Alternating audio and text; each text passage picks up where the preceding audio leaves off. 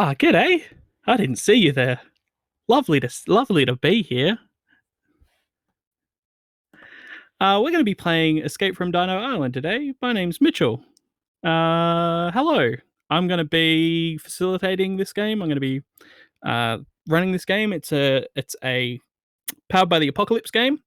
That's basically just the second and third Jurassic Park movies, if we're going to be completely honest. Um, Hopefully it should be pretty fun. We're going to do a pulpy post World War One spin on it.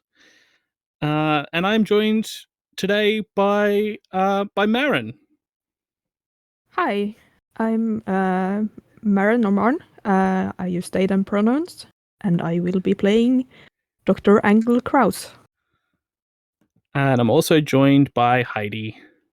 Hi, I'm Heidi. You can find me on Twitter at AsterCrash1.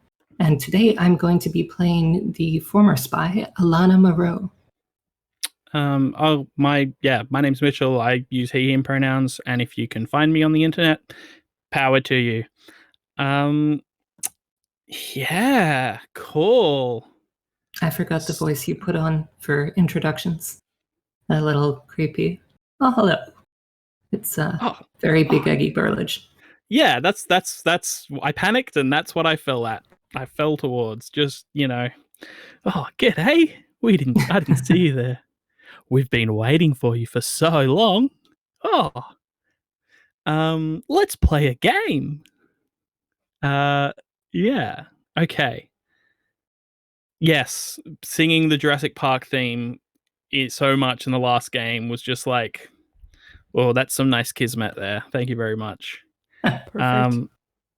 It was pretty good. Cool. So this game does have a little bit of setup for. We'll be starting right in the middle of the action, as so to speak. And there are some questions that the game generates for you about the island beforehand. So,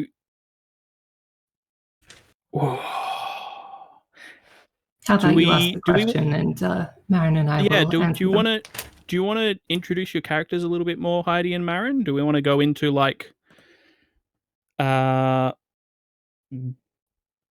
what you've heard about the island beforehand, or who your characters are, what they're about? Absolutely. Yeah, sure. I can start if you'd like. Cool. Thank you, Heidi. Yep. Moreau found herself a little adrift after the end of the Great War. She'd seen and been a part of so many dramatic encounters, and she'd seen the damage that the war did to the countryside. She no longer had the power she felt during the war, but she felt strongly that people needed to work to stop those kind of weapons getting into circulation again to prevent another war in the future. When an old colleague of hers stumbled into her apartment in the middle of the night, though, she didn't think that was necessarily going to be, part of her driving motivation going forward. She learned from the colleague, who later disappeared under mysterious circumstances, that on an island just off the west coast of Africa, an undisclosed group had been taking what he described as giant beasts and preparing them for war. So she went back to her roots as a spy and started searching for information. Yeah, cool. Marin. All right. Dr. Angle Kraus. Just, regular doctor. Living a fairly good life. But always hanging over her has been the mystery of what happened to her grandfather, who disappeared many years before she could remember him properly. All she has of him is a photo in a locket and approximately where the island he was going to was. Cool. So. And to clarify, for my curiosity, Engelkraus. They're a medical doctor, a professor of natural philosophy. Medical doctor. Any interest in paleontology by any chance?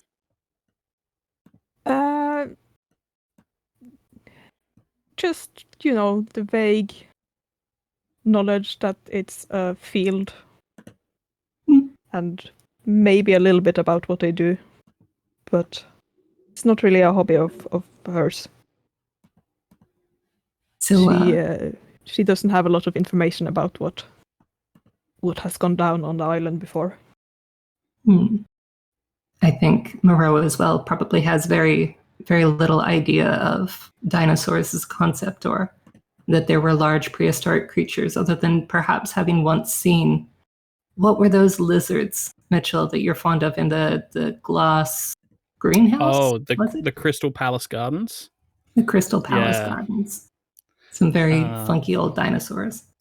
I'll look that up while you're asking the next bit. And yeah, it's like the Victorian era idea of what dinosaurs are as like the big clunky lizard creatures, like life-size sculpted in the Crystal Palace Gardens. Yeah. Yeah. Okay. So, you have been commissioned on a spy mission to rescue or retrieve an experimental aircraft from this uncharted island. You are kind of not on behalf of any particular government. You're kind of mercenaries at this, right? I believe so. Yeah. We've been sent in to retrieve an experimental engine, was it? Yeah. Yeah, it's an experiment. It's an experimental aircraft, and the experimental part is this new engine design, this revolutionary, because it goes around engine design. There's you have heard that there seems to be a little bit of a rat race as to who can get this aircraft first. If I remember our prep correctly, the aircraft was known to have come out to this island, but has not left in what would be a suspiciously long period of time. So there was some belief by our employers that its owners on the island, or its manufacturers perhaps, might no longer be alive enough to use it themselves. So why not help ourselves to the plane? Salvaging. So, getting out to the island.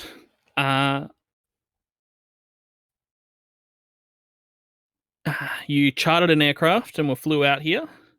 And you, on the island, you quickly encountered your first animal. Is animal the correct term? Animal is the correct term. The creature because that you really, encountered. I would have thought that, shrieking with wings enough to blood out the sun and horrible clawed feet, its axe-like head tearing through the canopy of the plane as it closed its jaws around our poor pilot. Are we sure that's an animal? It certainly bled like one. And then parachuted to safety. Safety here being a relative term. Relative term. You did not have a screeching flying beastie putting its head through your chest, like what happened to your poor pilot. That is true. Hey, Dr. Angle. What was something oddly familiar about the animal? This creature that crashed into our plane is remarkably similar to one that I drew when I was very little, long before I knew of the existence of anything prehistoric. and that's very weird. Mm-hmm. Yeah, I think like flashing before your eyes over the top of the silhouette of the flying creature fitted almost perfectly is one of your like clumsy childish crayon drawings with its great big wedge-shaped head and its great big long tail with a tassel at the end.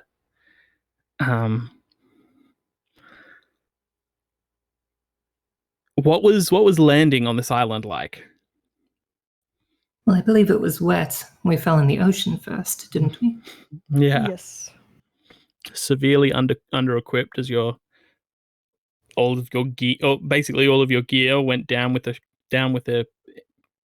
plane. Anything that we Somewhere, weren't carrying on us. yeah, somewhere into the jungle, I dare say. And then what's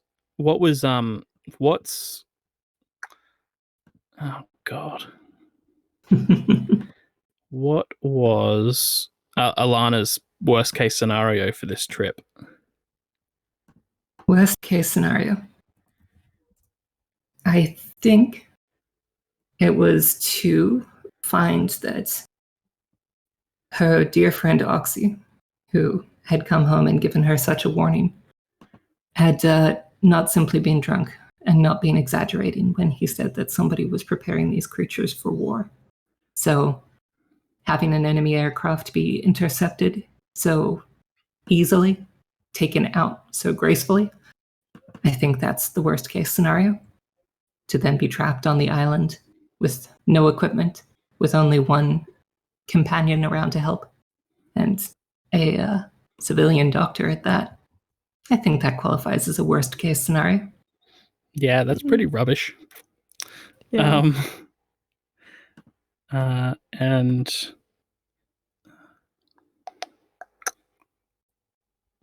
yeah, and I think like we get a shot of the two of you trudging up the beach, cutting your parachutes loose. It's like mid-afternoon, and you notice just honking great big footprints in the sand. Like these are 5-toed footprints the size of a trash can lid. These big, broad, clawed toes coming out of them. As you like, you can see a cave. It's this cave here from the beach, and you climb up there because you can see storm clouds rolling in. We'd been racing against them to get to the island, land hopefully before the storm hit. Yeah. And, had we been able to raise anyone on the radio? I think you had equipment problems even before you got out here. Some form of signal interference, noise on every channel. Either that or you're so far out here in the North Atlantic that there isn't really anybody to answer. We did manage to spot an airstrip as we came in. Towards the north of the island is that branching arm out to the side. Yeah. I think we get the crash of thunder, and rain starts pouring down, heavy as you two are like taking stock of your position and We're boy, almost in the tropics here. That's good rain right there. It's good heavy rain. So I think, and I don't know that we've said a word to each other since all of this started, but wordlessly Moreau leads the doctor into the cave and gets a fire started for both of us. A way to dry off after our impromptu swim in the ocean. Yes. Yeah, and cool. So, assuming the storm is going to last long enough for this to be a difference, I think Moreau would shed out of her jacket and shirt, just in her undershirt and trousers, get her shoes and socks off. Well, boots and socks off. Start drying them and take out her sidearm, I think, and start disassembling it and cleaning it. Just a small, covert little pistol that she had tucked into the inside of her jacket. Yeah, cool. I think once she's gotten settled into that activity, she would speak up and say, "It's Dr. Kraus, isn't it?" Angle, please. Angle. It's Yes. an odd name. Is it short for Angela? No, it's my name, my full name. Well, sorry to be obtuse. It is a cute name. Thank you. And, I think she also takes a small pouch of tobacco and rolling papers, waterproof, something she would have had since the war, and tosses it to Angle. It says, "If you wouldn't mind. If you have a sidearm of your own, I'm happy to clean that as well." Sidearm?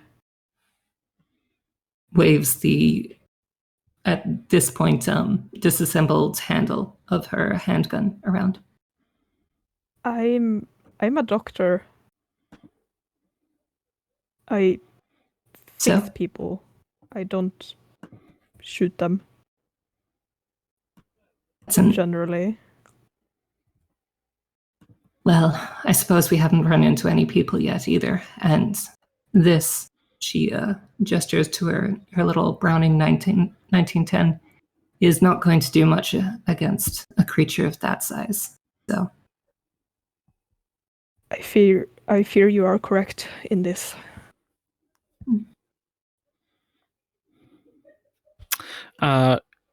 Could you? So I'm going to point to a move here. Lay of the land. When you and a companion take a quiet moment to get a good vantage point and orient yourself, tell a story, and then roll clever. Roll plus clever. Do you have a story here about the last time you had to use your pistol? I do. It's unfortunately a very sad story, so I might prefer if we tell one instead about the tobacco pouch. Go for it. I gesture to the good doctor to get rolling. After all, as a woman of medicine, she should know that tobacco is good for your health at this point in history. True. Yeah. I gesture out to the rain. I got that off one of the Americans. It must have been 1917. He said that pouch got him through most of his days in the trenches. See, while everyone else was stuck with damp cigarettes that wouldn't light to save their lives, he managed to have dry tobacco any day of the week. Was very helpful towards the end of the war. We had just the most lousy run of rain out in Belgium. Although not quite as bad as this. The tropics are simply awful. Are you very well traveled, Doctor? Have you been to an island like this before? Nothing like this. I have traveled some, but I have never gone to just uncharted territory. It's always been to see people. Then we both seem to be at a loss. Did you manage to see anything of the island before our unscheduled departure from the aircraft? I may have been a bit distracted, but there's definitely, I think I saw some signs of man-made things here. That's something, I guess. If we can, and she takes out a stick of charcoal from the fire and starts scribbling on the wall of the cave that we've set ourselves up in. If we can figure out roughly where we are, we should be able to chart a path, hopefully. And that's, so I'm rolling 2d6 for the getting the lay of the land, and then adding my clever score. Adding your clever, yeah. Can we go through stats at the moment too? So we have 3 stats in this game. We have clever, fit, and steady. Hmm. What's your spread like for Alana? So Moreau has a +1 to steady. She has a level aim, and she's not lost her cool after her days in the war or her career thereafter. Mm-hmm. She's got a clever score of +2 because she is a clever girl. And Yep, good work. she has a fit score of -1 because as much as she might like to think otherwise, she is getting up there in age. I've been imagining her as 100 years older than I am. So she must be in her 40s by this point. Yeah, okay.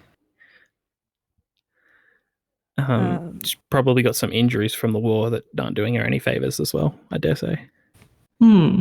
Yes, something about landing heavily in a giant puddle was unfortunately familiar. And for Angle, Dr. Kraus. Her +2 is in steady.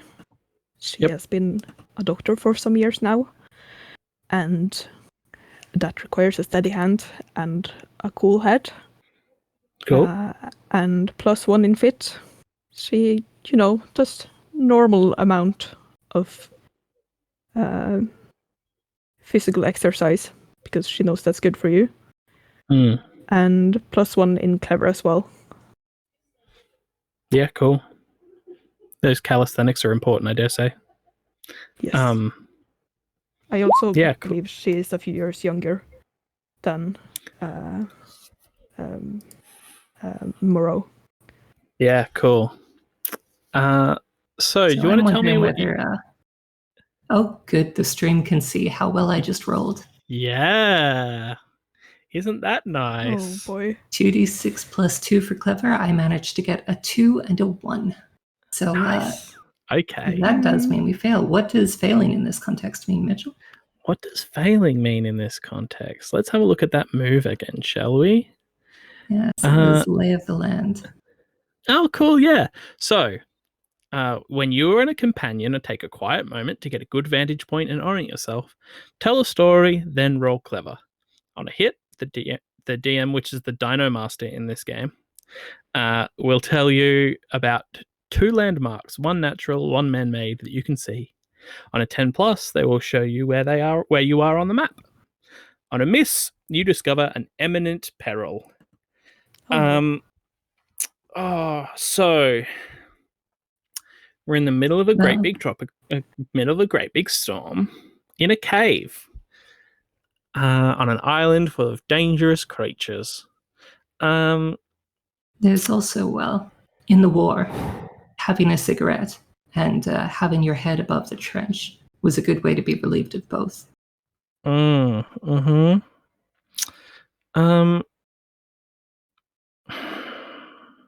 While you're thinking, Moreau is putting her socks and boots back on. Look at that. They're perfectly dry. Okay. An imminent peril. I think what this is it's another animal that's coming in from the rain, right? Because this cave has been here for a good long while, and I think you pick your socks up off of like the stone that you rested it, you had them like laying on, only to have that stone like roll over and reveal that it's actually a human skull, which is always a great, that oh shit, we're in trouble here, and you hear like a guttural rumbling noise, like an alligator call, right? Like that deep, like noise, as like through the steady rhythm of the rain on the foliage outside of the cave, like a more plodding with a bit of a splash of wet footsteps as this animal like pokes its head around the corner, and it's one of these. It's an Erythrosuchus. That's a big boy right there. That is a big boy. So this is like, you know how big pigs are, and not like how big people think pigs are. Mm. Yeah. This is like, this animal has the body of, it's a bit taller. It's also a bit broader. This animal has the size of the body of a pig. It's also pretty remarkable in that it also has like a head the size of a body of a pig. I'm gonna give you a little guy here to give you a sense of how big this animal is. Look at that. That's how big this animal is. Erythrosuchus is this animal's probably like 4.5 meters long, with like over a meter of head. So And it could get all your torso in there easy. For sure. You'd be like, yeah, if you went in head first, it'd be able to bite off your legs. Great. Yeah. And it's just like, it's moving in a way that suggests that if it probably has noticed you, but doesn't really care. Like, it's going to come into this cave anyway. I would also like to thank a friend of mine for the art that I'm going to be using for the animals. Her name is Alyssa.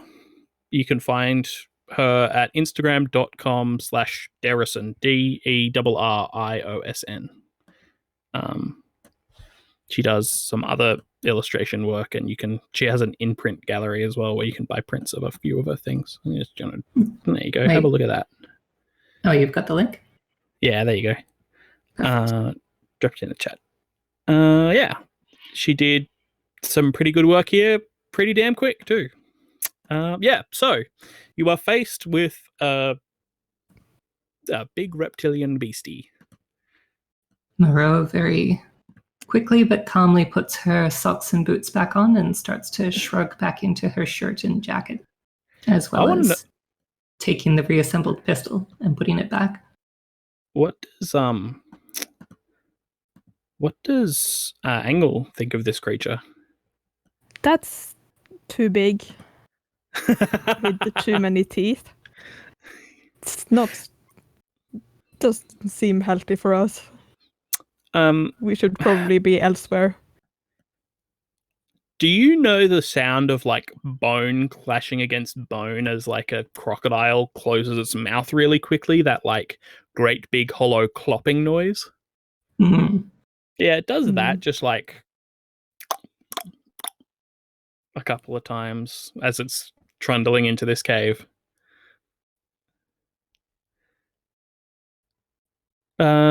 Yeah. Are you just going to stand here and let it walk right up to you and bite you in half, or what's the go? That Doctor, seems bad. would you mind getting the largest branch out of the fire and holding it in front of our guest here?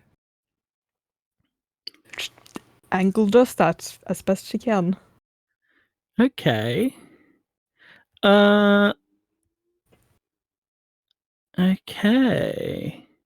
The plan is to... Well, Is this are you trying to distract it or are you trying to fight it? I think distract or perhaps just warn. I would like us to walk out of here as calmly as possible, using the fire to say, hey, we don't want this to be a thing. Okay. Yeah, I think this is going to be look over here. When you create a distraction to protect a friend. So I think Angle here is yeah, you're trying to draw this animal's attention, right? Yes. Yeah, so roll plus clever for look over here. Plus clever, that's a 1 for me.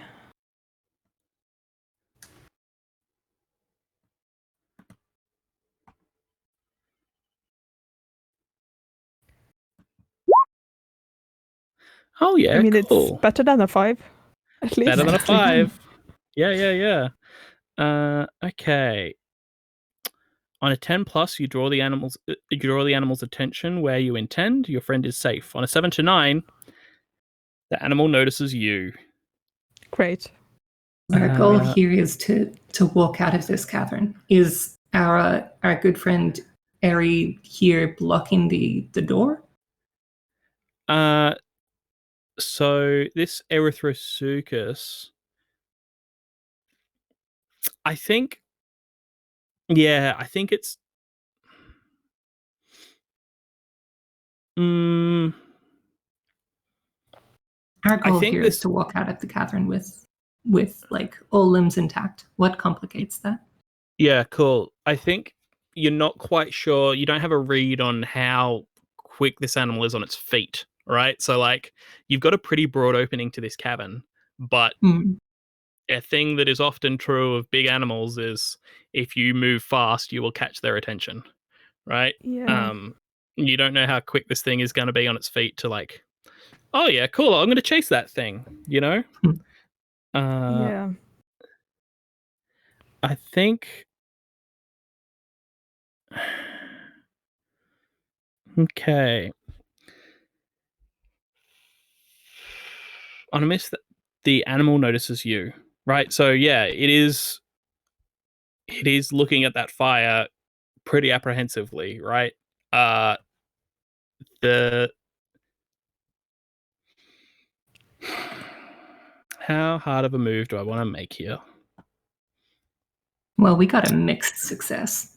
You did get a Yeah. mixed success. So what I think I'm going to do is split you up, right? Oh, goody. So I think that what happens here uh, is that Alana slips past this animal out into the rain. Mhm. And this Erythrosuchus is like the baddest. Is pretty confident in its capabilities, right? And Mhm. its solution to problems when they face them in the form of other animals is to Pac-Man those problems. Um, so I Mm. think we're going to separate Alana and Kraus here almost immediately, push Alana out into the rain, and Mhm. and push Angle deeper into the cave. Ooh, this Yeah, is not where I want to be. yeah, just being cornered by this great big buff-headed animal. Is All is the right. cave like pretty shallow, so we can see the back of it, or does it go deeper? Oh, definitely not. No, I'm imagining like this is a volcanic lava tube, right? Oh, great. Yeah. So as you are backed into this cave, you are heading towards the middle of the island. It's almost like it was um it almost looks like you could put a road in the bottom of it, you know? It's very Yeah. smooth black basalt walls, and it's like, yeah, the way these things form is that uh you've got lava running through it, and then it gets blocked off and the lava keeps running through it and runs out the bottom of it. So it's just like, yeah, this melted tube of basalt rock coming down off of this volcano that this animal is pushing you into. I think it's has very deep red coloration that is Made all very the work. dramatic. Right. Yeah, it's like the color of red earth, like red ochre red. Mm. I think Moreau calls back into the cave. Doctor, on my signal, I want you to be prepared to drop the branch and run past the creature. Can you do that? I will do my best. Excellent. She draws her pistol and fires into the creature's backside. Or no, she fires directly up. Straight up. Yep. Uh, yeah. Okay. That sounds like you're trying to distract this animal again to I protect a am. friend. Absolutely. trying to just Yeah. get it spinning around in circles. Cool. So I'll look over there. That's rolling 2d6 plus my clever of 2. 2d6 plus clever. Hopefully I roll slightly better this time. There we go. Yes. Good. That's Yeah. full success, I believe. There you go. Yeah, that is. So on a 10 plus, you draw the animal's attention where you intend. Your friend is safe. Where do you want to draw this animal's attention, Heidi? I think I want to draw this animal's attention to the back of the cave, where it will be nice and safe from the very loud crack of thunder it just heard directly behind it. Right. Yeah. Okay. So that yeah. Cool. It had a kind of a menacing look in its eye as it was coming towards you, Angle. It hears the crack, it whips its head. You know when a puppy hears something interesting and it does the little head tilt? Yes. Like tilts its head and runs straight towards you. And like you do the like that in front of a blue screen dive that you do out of the way of explosions in a low budget TV show. Yeah, like you do one of those as it like bounds past you deeper into this I am volcanic also tube. dropping my burning stick while I'm Yeah, diving of away course. because I don't want to land on it. Yeah, cool. Yeah, like the stick goes one way, you go the other, and the Erythrosuchus barrels down the middle. With surprising agility. Like this thing has some go in it. Yeah, cool. So with this Erythrosuchus, I'm running out of this cave now. Cool. Do you? I think we're gonna go.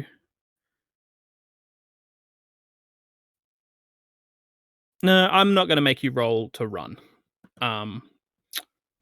We got the success. You got the success. Yeah. But, let's move. Stowing the pistol away, I think Moreau is like very clear. We don't know where we're going, but we're heading uphill. Yeah, cool. So I think you've got like a ridge in front of you at this tree line. They are great big like Araucaria trees. There's a few ginkgos down near the cave. But these are like great big monkey puzzle trees. So weird umbrella-shaped trees. They're from South America. Like it's pretty strange to see them here in the middle of these islands. They seem very out of place for what you're supposed to be thinking is like North is the closest land here is like North Africa. Here we go. I got a good image for the chat.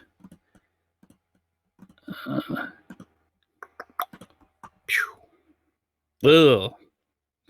That's not a tidy URL, but that's all right. Ooh, they're very pretty. And unfortunately, not a lot of cover from the storm. Not a lot of cover from the storm at all. Yeah, so I think you get to the top of this ridge in amongst all of these trees, and you can see this kind of swampy river delta between you and the airport. I think you can. It's well and truly dark now, but even through all of the rain, you can see spotlights up on this up on these cliffs out on the point. With you can see the lights and moving figures way off in the distance over there.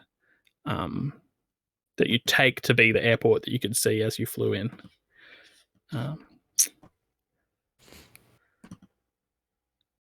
But you've yeah. I think Moreau takes one look at that swamp and thinks back to all the times she stepped in mud walking into a trench. And just says, "Doctor, we'll be heading to the mountain fortress." All Cool. right. I think as you're saying that, we get one of you like climbing over a sapling, like a small tree with maybe a trunk that's only about a foot in diameter, and you realize that it's been completely defoliated, and a thought crosses your mind that, hang on, I think something might have pushed this tree down to strip all of the leaves off of it. This is what kind of animal does something like that? It's a thing you learn as a spy, which is to keep your emotions, and in particular your fear, very close to your heart and not let it show outside. So there is nothing to see when Moreau shivers at the sight of that tree having been knocked over, and the realization that something must have done it, and it wasn't a storm. What does Dr. Kraus make of this? This seems like something big-ish may have done it. And really role-playing that clever score there, Doc. Yeah, I know. I'm a fantastically clever. It's I mean, probably if it was pushed over to get to the leaves, it hopefully doesn't eat humans.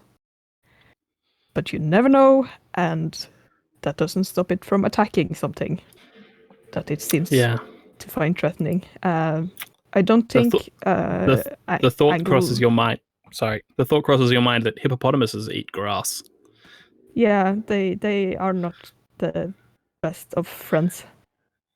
But yeah, I don't think Angle is as good at hiding her fear as Moreau is. Yeah, cool. Although, keeping a blank face is part of the job. So her face is blank, but her body language says she wants to run.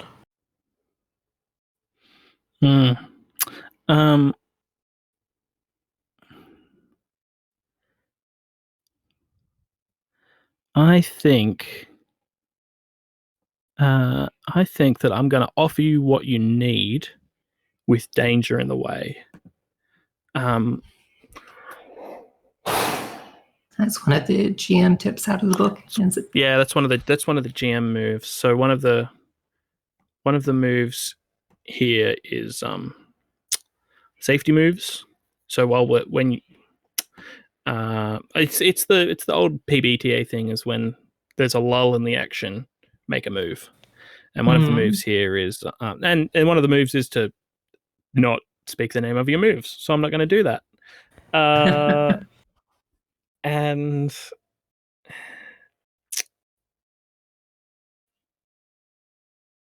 oh yeah. It's a Jeep, right? It's an old beat up Jeep. Like there's some infrastructure out here. If there's people with cars, right? They are seriously invested in whatever's going on this island. If there's cars here, and especially if it's a vehicle from the far off distant year of 1940. No, really? It's not a T model though, like a real serious piece of farm hardware. Yeah, this is like some. You're gonna make me look up World War I vehicles now? There weren't that many of them. Yeah, this is like an off-road vehicle. So what kind of condition is it in? It's pretty beat up, like it's covered in mud and it is bogged.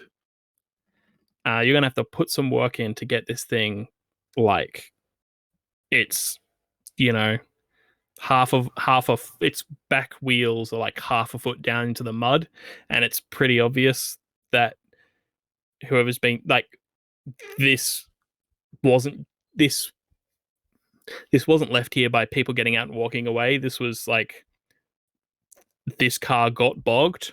People did some work to try and get it out of the mud, and then just walked home or whatever. Right? You've got where it's been spinning its tires in the mud as people have been trying to get it out. You might even be able to see where somebody's taken some branches off that defoliated tree and stuck them into the wheels to try and get them out. But it's like somebody left to go get a car to tow this thing out of the mud. Mm-hmm. So you could get this. You could get this thing out of the mud, but it would take you a while. Right. I think this would be a good opportunity for a scavenge kind of situation. Yeah. Scavenge when you and another hero take a quiet moment to search for useful objects or information, tell them a story and roll clever. So Doctor, would you mind helping me search the vehicle for anything that might be useful for us? Perhaps a map? Some ammunition? A map would be good. Right. What story would be useful here? A story of getting into trouble with a vehicle, or you have a list of them on your sheet, don't you? Yeah, but I've got one. It's incredible what motor vehicles are turning into day by day. Did you ever see one of the tanks back in the war? I have been fortunate enough to be spared of that. I was on the boat that brought the first one in. It was awful to look at. A big steel box just sliding like a caterpillar across the top of the trenches. And in it, people trapped forever in a machine. It was like something out of a horrid picture. Did you ever see Metropolis? I'm quite fond of the movies. It's a real unfortunate habit. I generally do not have the time to go see the movies. Well, that's a shame. How do you keep up with the news? Newspapers? I suppose time for reading. Any luck over with those compartments? I can, if anything's locked, I should be able to break it open for you. And I think at this point I'm rolling. Yeah. Give me. It's plus clever, isn't it? Yep. Is it? So yeah. Another 2d6 plus 2. 2d6 plus 2. Hey, nice. That's 12. Nice. Okay. So for a 12, on a 10 plus, you find something useful. Maybe even that one thing you were hoping for. What were you hoping for? Oh, you definitely do the thing where you like flip down the little sun visor thing above the driver's seat and the keys fall down. Well, we can't get this car out. I would have expected. And wasn't the fortress we're trying to go directly uphill? Yeah. So that's one thing that I'm giving you. Mm-hmm. What were you hoping to find? A bigger gun. Something that could actually wound one of those creatures. Yeah, okay. So I think you find a machine gun, right? And one extra clip of ammunition. I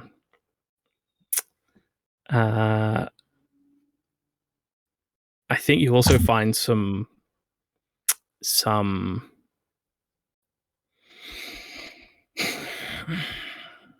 another thing that you find in here is some like great big straps, like great big broad kind of straps that you secure cargo with, you know? Yeah. And it's easy to paint the mental picture of one of those poor creatures stretched out on the back of this vehicle. oh, like if this vehicle was pulling a trailer, yeah, for sure. I don't know if I want to go all the way to you find a harness as well, but like that's something that's definitely on my mind here. Yeah, are you going to take the straps as well? If we're able to carry them, certainly. Yeah, sure. I think you Monroe's in the habit of making use of all her resources. Yeah, you do the thing where you roll them up and sling them over your shoulder. Absolutely. And testing the rifle, Vickers, British made, very nice. Dry firing it, making sure that the ammunition is correct. Nice big calibers, should be able to put a hole in one of those things without a doubt. And I think she draws her pistol and offers it to the doctor. Handle first. She takes it hesitantly. You just See that groove along the top? Yeah. Look down it when you're intending to fire with accuracy, but really, she just adjusts your posture. Hold your arms straight. Look and pray. The sights on those things are garbage, but that thing got me through the war. I will be expecting it back, so hold on tight. Of course. I'll be careful. She gives you a smile. She was trying to be encouraging by being hard on you. But yes, got a big hunky gun, and you reckon this car can get us to the fortress now, Mitch? I think it would take a roll to get it up out of it being bogged. But I think you could just do it. Right. Then in that case, Doctor, if you'll look out for a moment, I should be able to whip up a makeshift solution to this problem, which is a roll that my class, the engineer, has. I just need to roll plus clever and see what I'll be able to do to get this car out. Oh yeah, cool. Yeah, jury rig. And that's a 7. So, oh yeah, a 7, eh? What are my options? On a 10 plus, on a 7 to 9, it'll work, but choose one. You'll have to take apart something else that won't last long, or it'll take a while. I'd like it won't last long, assuming that means it gets to the fortress and then collapses. Yeah, okay. Or it gets to the fortress, but we have to sprint the last 200 meters. Yeah, like it'll get you to the fortress, but it won't get you all the way to the airstrip. Yeah. Yeah, that was what I was going for. Yeah, cool. I'm happy with that. And I think it's like, how do you what does this look like for you getting it out of, like, people were here trying to unbog this vehicle. How do you jury rig something? How does Alana jury rig something together to get this great big beast of an old car up out of the mud?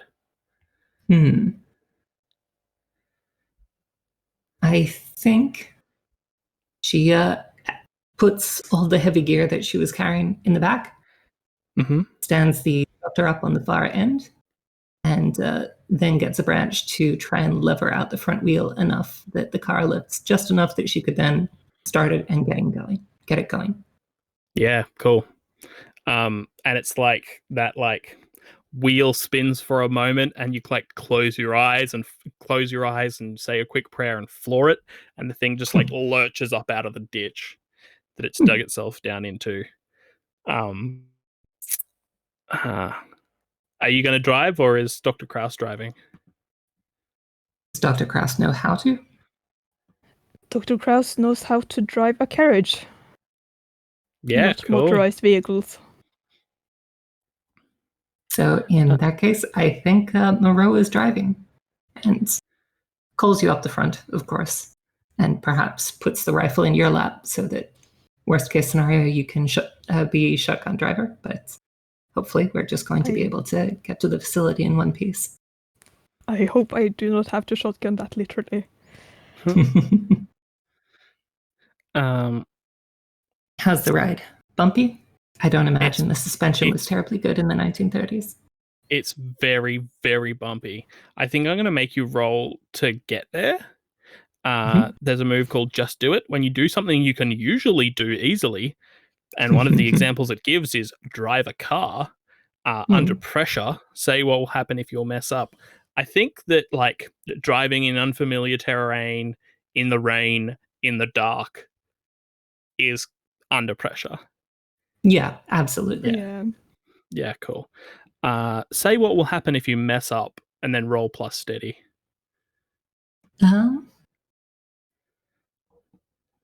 I think I will crash this vehicle into something that is not a tree. Okay, yep. Cool. Neither vegetable nor mineral, shall we say. Yep. Right, so Moreau is a little steady. That's +1. Rolling 2d6 +1 and seeing what happens. An 8. That's an 8. Okay. Okay. On a 7 to 9, you slipped, or hesitated. You slipped, hesitated, or cut corners. I will offer you a hard choice. So my first instinct when you said it was not a vegetable or a mineral, let's say, was that instead of being another animal, it would be a human that you would hit, right? Just like to subvert expectations in that way.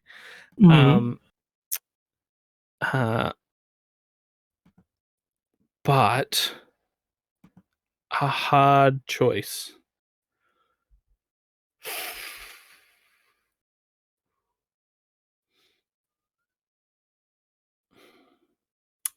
I think that it's.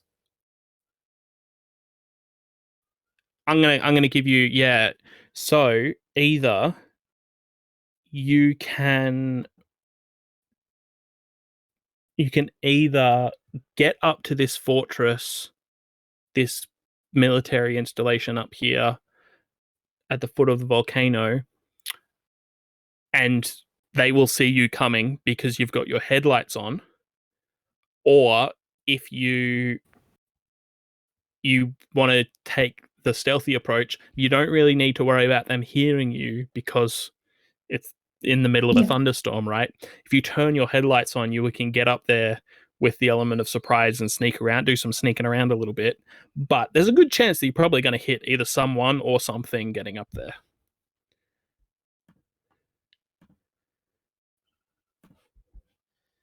We've not seen any indication that the people who were here are still here.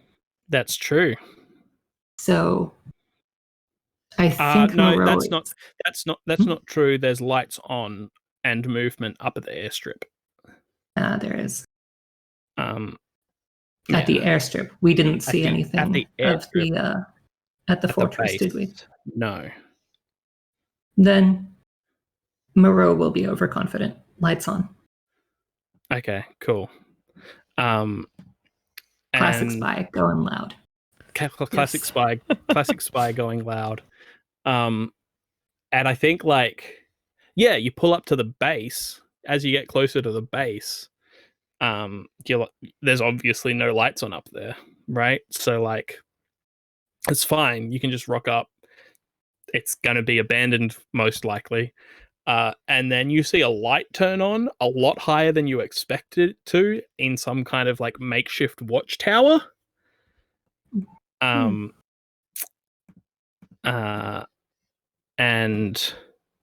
Moreau says, "Oh, piss. Doctor, get your head down." And then floors the car as hard as possible. Floors the car as fast as it will go. Yeah, cool. You're flooring it as... see, this is... I'm running into a bit of problem here because I need to get Dr. Kraus doing some rolls. But that does sound like a... seatbelts. Oh, yes. That's very good. I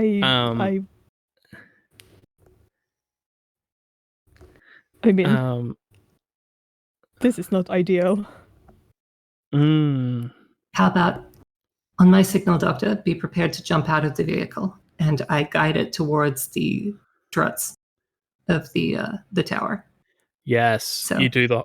Yeah, there's like All right. you take some. Oh no, I know what it is. It's a wrench, right? And like from the back seat or something, and you like lever it in onto the accelerator. Yeah, but going to rely on the good doctor to get us out safely. Cool. So I think what I'm going to get here is I'm going to get Angle to roll Take My Hand when you stop what you're doing to help someone else in trouble, which is, pulling them out of the vehicle. Yeah. Right. That's a bit of a stretch, but I'm going to roll with it. And I think that might be steady. Great. I like studying. Yeah. To like do it at the right moment and keep a clear head about it, Yeah. Tuck and roll doesn't feel like fit or clever as much. Well, I'm there looking is for, like, the move the- hold on to your butt, which That's about being injured though. well, it's rely on sheer physicality to power through difficulty or ignore a debilitating injury. But like, Yeah, no, that's true. fit or steady, like whichever Marin prefers, since it would come down to how the doctor goes about it. Correct. Obviously, I prefer study, which is the one I have 2 in. Then yep. Yeah. No need for an argument. I'm looking for like the softest thing I can see, like a bush or Yeah, some mud or something. It's a big fern. Yes. Yeah. That's a steady roll. Yeah, give me a steady roll. Oh! Don't like that. No. That's that one. That's that bad one. Yeah, it's not great. On a miss, you make it worse for both of you. Great. Worse than being seen. Oh.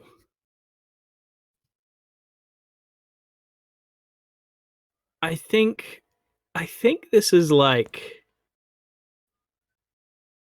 Can I pitch something? Yeah, shoot. I sent the car spiraling into the legs of that watchtower. The doctor correctly got us out of the car and rolled us perfectly to safety. Yep. Under the path of the falling watchtower. Oh, yes. No, that's brilliant. Like your 2 heads pop up out of the bushes, crash, and this, that cracking sound of timber giving way, and the watchtower's coming down on the top of both of you. I believe there is one move out of the basic peril moves. It seems most appropriate for this situation.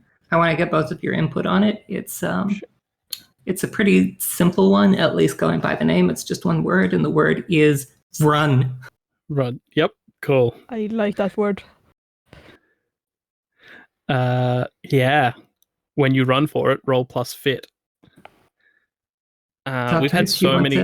Lead us again so in this many one. rolls from Heidi here. Yeah, let's get Angle to roll a run.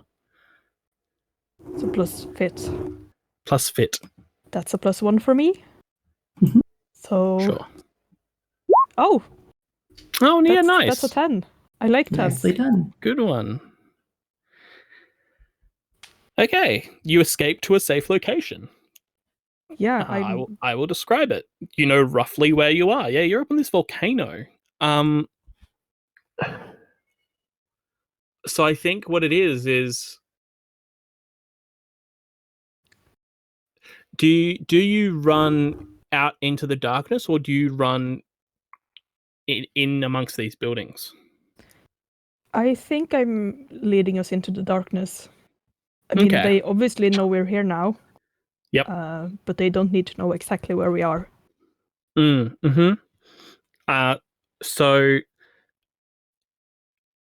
the watchtower's coming down onto you. You've got the buildings or just along the slope of this volcano. You just leg it. The watchtower comes down on top of this jeep. There's an explosion. This like shoddily, hastily constructed wooden watchtower is now on fire in the rain. It's an excellent distraction. It's an excellent distraction, and you leg it into the darkness, and it isn't long, like, maybe 20 meters, that you come across some more structures. There are cages here. And there's like rows and rows of cages. A lot of them are empty, but some of them are not. You are safe for the moment in amongst all these cages. You're kind of like,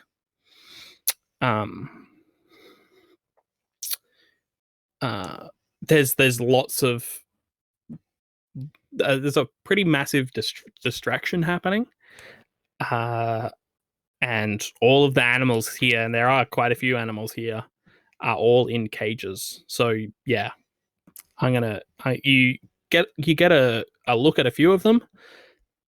There are these animals that are like, you take them on their shape to be greyhounds for a moment before you realize they have like beaked faces. And then you think there's a cage that doesn't have much of anything at all in it until you realize that it's, oh no, wait, that animal is very, very large, is the problem. Like sometimes when you see a tortoise and it's just, that was a big rock a second ago, and then it started standing up and having opinions. Yeah, so here's that. Oh, that's cute. Yeah, and then I'm going to put in my little guy again. So you get, oh no, and I'm going to have to move this to the back so we can see our dude for scale. To the back, there you go. That's too big. That's pretty big, right? And you've got these like beaked greyhounds as well. There you go. Those are more appropriately sized, in my opinion. Yeah. In your opinion, yeah. So let's just put that there. There we go. I mean, I would love a big friend, but also, yeah, it's like in a cage. It's probably not that friendly. You thought that was like cargo with a tarp over it, and then it like stood up. Yeah. And so you're amongst these animals in these cages. On the edge of this camp, you've got you've got this military base behind you, and the airport. Like, I think you ran over a like, not even graded, but like beaten into the ground by vehicles driving along it, dirt track, headed towards the airstrip. What are we doing? I think Angle is actually a bit distracted looking at these animals. Yeah. That's fair. Nora will join you. The people back at the fortress are busy. They've got their own stuff going on. Yeah. So it's a very good distraction. Walking among these cages, looking at these animals. Yeah. What is Dr. Engel feeling? She has kind of forgotten that she was in danger just a moment ago, and is just fascinated to see these little creatures and the big creature. And just, she hasn't seen anything like this before. Certainly not, in real life. Yeah, I think the little creatures are making like chirping, peeping noises.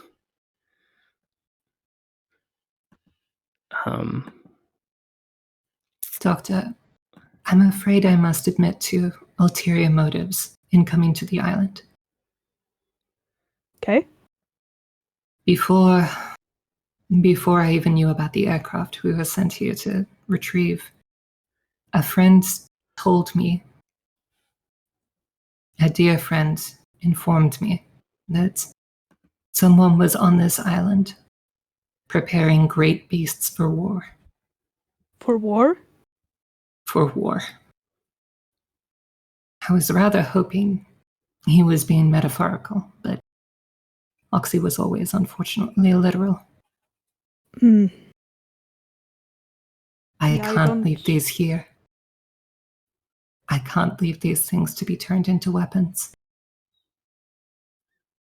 I told you of the tanks rolling over the top of the trenches. Yes. Imagine this creature, armored, fitted with a cannon to its back. I The don't like French to imagine used that. poodles to pull their artillery guns. There's no good side to it. No animal should fight in a war. Certainly not man, but none of these either. So what do we do, Doctor? Can we let them loose? Is that an option we have?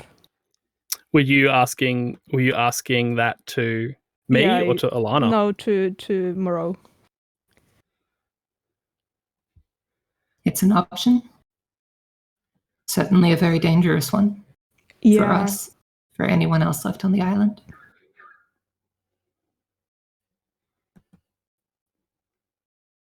it is. It may in fact be the best one. An island overrun with these creatures. And if we make it back to civilization, we can work to take it off every known map there is. Yeah, Make it disappear. And these creatures with it. I think that would be for the best. Well, shall we get started? Yes. I think she pulls out a little toolkit and looks ready to start taking some locks off some doors. How do we let them out without are we just hoping they will run away? I'm afraid my expertise is only with people, Doctor. If you have any ideas, I would be glad to hear them. I Oh, you're charming enough. Make friends with the things or something. I don't know. would love to make friends with them. I have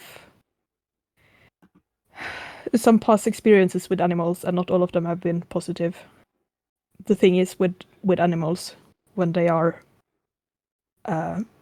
captured like this, they will either run when given the opportunity or attack. And I don't know which one they will go for. Can we assess the emotional health of our good friends here? Yeah.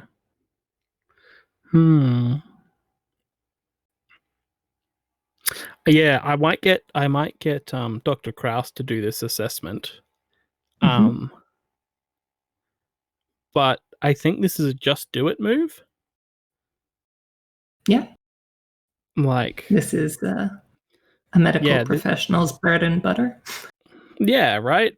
The thing about being under pressure here is that if you're wrong, you're going to have some very cranky animals that you've just let out, right? Yep. I think that's like, yeah. Do you have any other ideas how of any ideas about what will happen if you mess up, Marin? I mean, we will have one big animal and several smaller animals. The small ones are still not that small, you know? Yeah, I think like one of them sticks its head through the bars of its cage and like nips at you, or like grabs, or like it starts pulling on a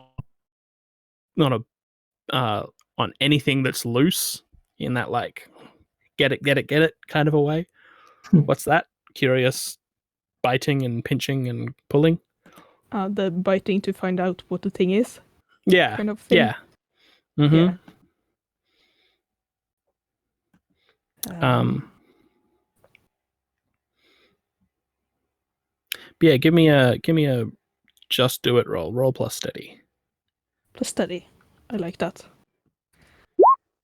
14. Hot That's dog. the best Oh, roll I yeah. can get. Cool. On a hit, you pull it off. Yeah. So I think The like goodest roll. This is some Disney princess shit. Yes. yeah, exactly. Right. Let me befriend. Let me befriend these friends.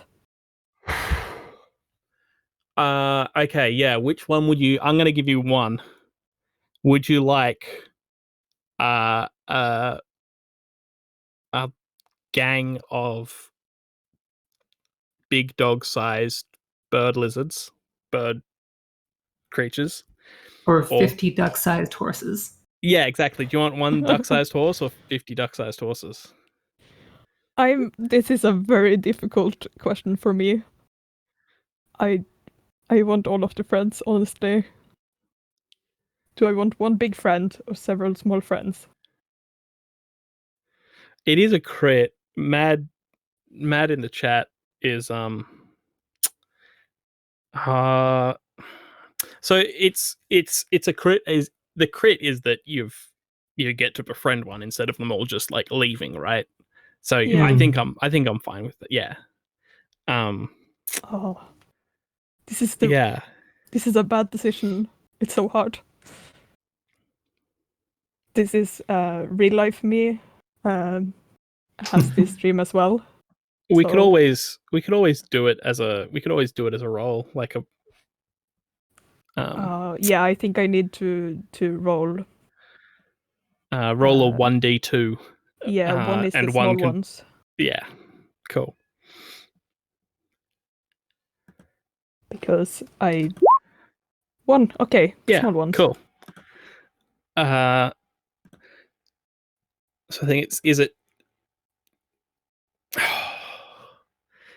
hey Alana, do you Mhm. shoot the locks off of these cages? Is that how you open these cages? No, I'm an engineer. I have Yeah, tools. okay, that's true. Yeah, that's fair. No, you're right. Save the Sorry, I was bullets. just like, yeah, it's Save the bolt bullets, cutters. and also let's not spook the big creatures that we don't want to trample us. Mm-hmm. Yeah, also true.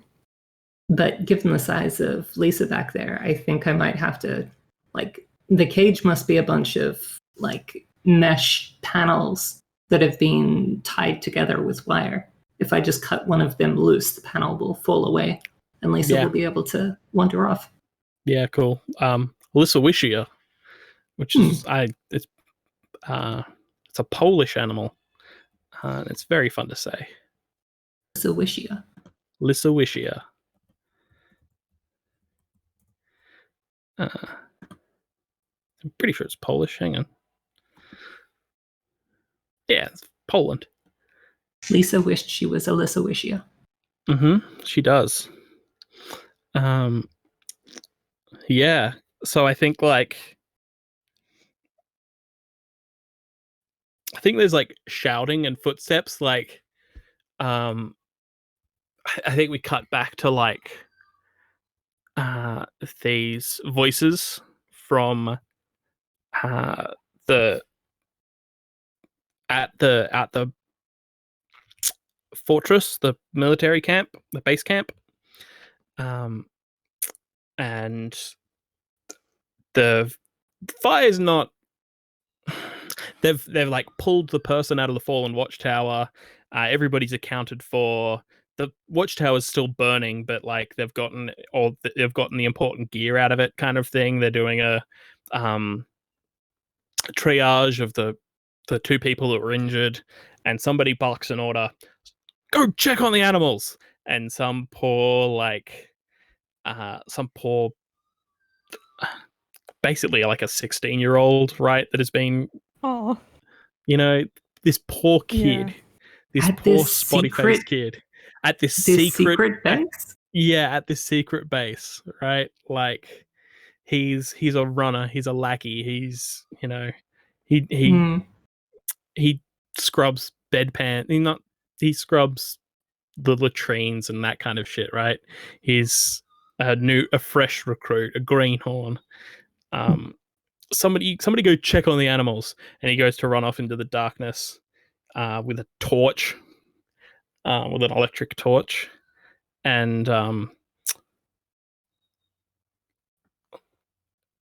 Lisa just looms up out of the darkness at him. He like drops the torch, screams, and runs. Lysawisha steps onto the torch, shatters it, and just belts off into the darkness. And what snacks did you pull out of your pocket, Angle, that have these Silosauruses completely enamored with you? I think I have some. Well, they're not dry anymore, but they used to be dried berries. Yeah, they're probably a bit salty at this point, but is it now? I almost said the word that nobody's going to know except for Heidi, but it's like I was going to say scrogum, but you've got like trail mix basically, right? Yeah. Yeah. I imagine like dried strawberries. Yeah. Which is a thing that I don't think tastes very good, but it's fun to eat. Yeah. Have you got you've got your pack of dried strawberries out, and they're all like sticking their heads into the kind of, is it in like a foil packet or something? Yeah. Yeah, they're all like sticking their beak into it and pulling one out, and like it's just like feeding emus, you know, where it's just like really jerky, violent head motions as they plunge in and out, just like jumping on you in the excited way that dogs do. Very good. Yeah. So, Doctor, if I'm correct, our plane was attacked by an indescribable monster that killed the pilot in front of our very eyes. As we jumped out of it to the ocean's cold embrace, the one thing you thought to bring was strawberries, but not a sidearm. I always carry strawberries in my pocket. And never a gun. I understand completely. Yeah, I mean, she doesn't understand at all. The best way to get someone to calm down, especially if there are kids, is to give them something unexpected that they may not have had before. Well, it's clearly working for our new friends here. Yes. Lots of cooing and chirping and scrambling, and oh no, all of your strawberries are gone now. I don't know how this happens to me in so many games. But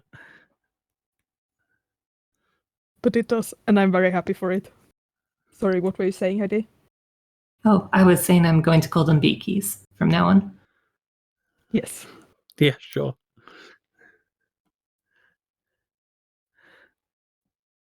Quite strange. The lot of them, they all have the characteristics of feather-like birds, apart from that enormous crocodile we saw before. So these beakies, as you call them, are covered in like fuzzy, broad hair, like feathery stuff, and it's like, these are obviously some kind of weird feather, but the Lysawisha had like scaleless, thick skin with these like coarse bristles, occasionally in a few different places.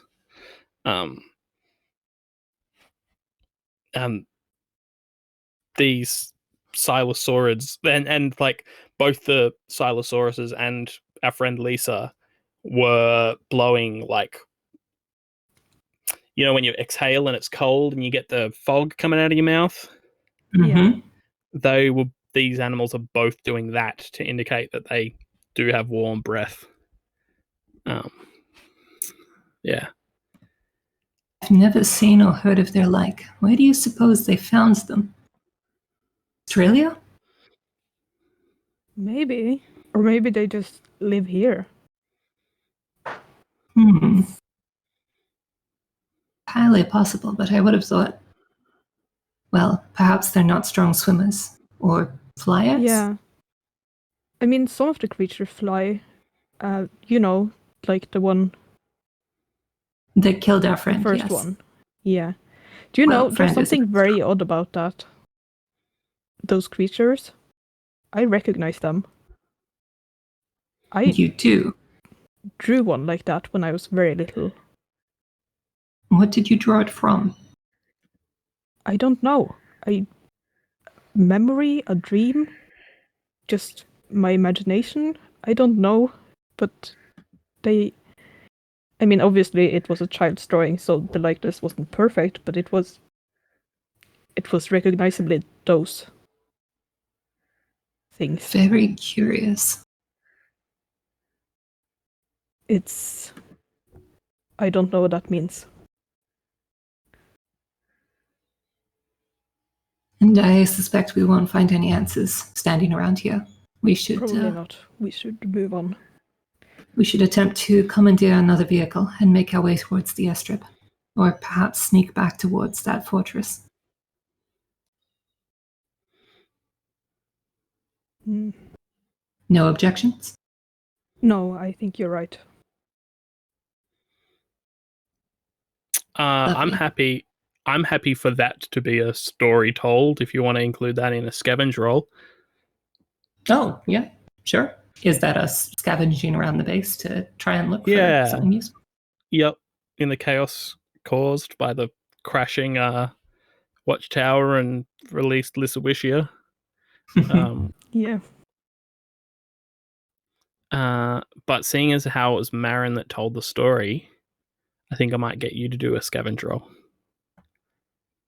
Okay, that's plus. Clever. Clever, that's a 1. All ones. Oh. Only ones. Only ones. Oh no. Went from only 6s. Those, yeah. Bad. Okay. I mean, that's a good way to do role playing. Yeah. Yeah. Swings and roundabouts. On a miss, you find something bad. Oh. You don't say.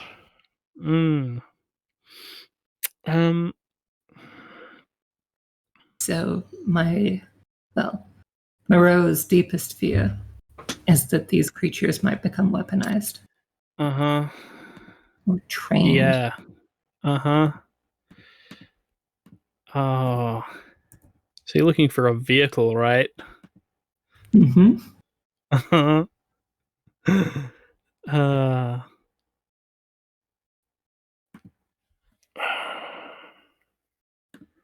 So what we've got is do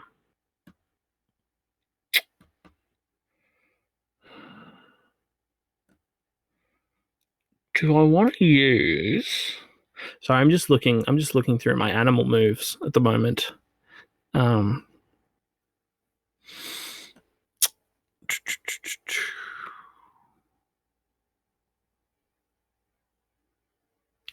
Yeah, okay. I've got one that's called Smash Something Important. That's a good one. Yeah. I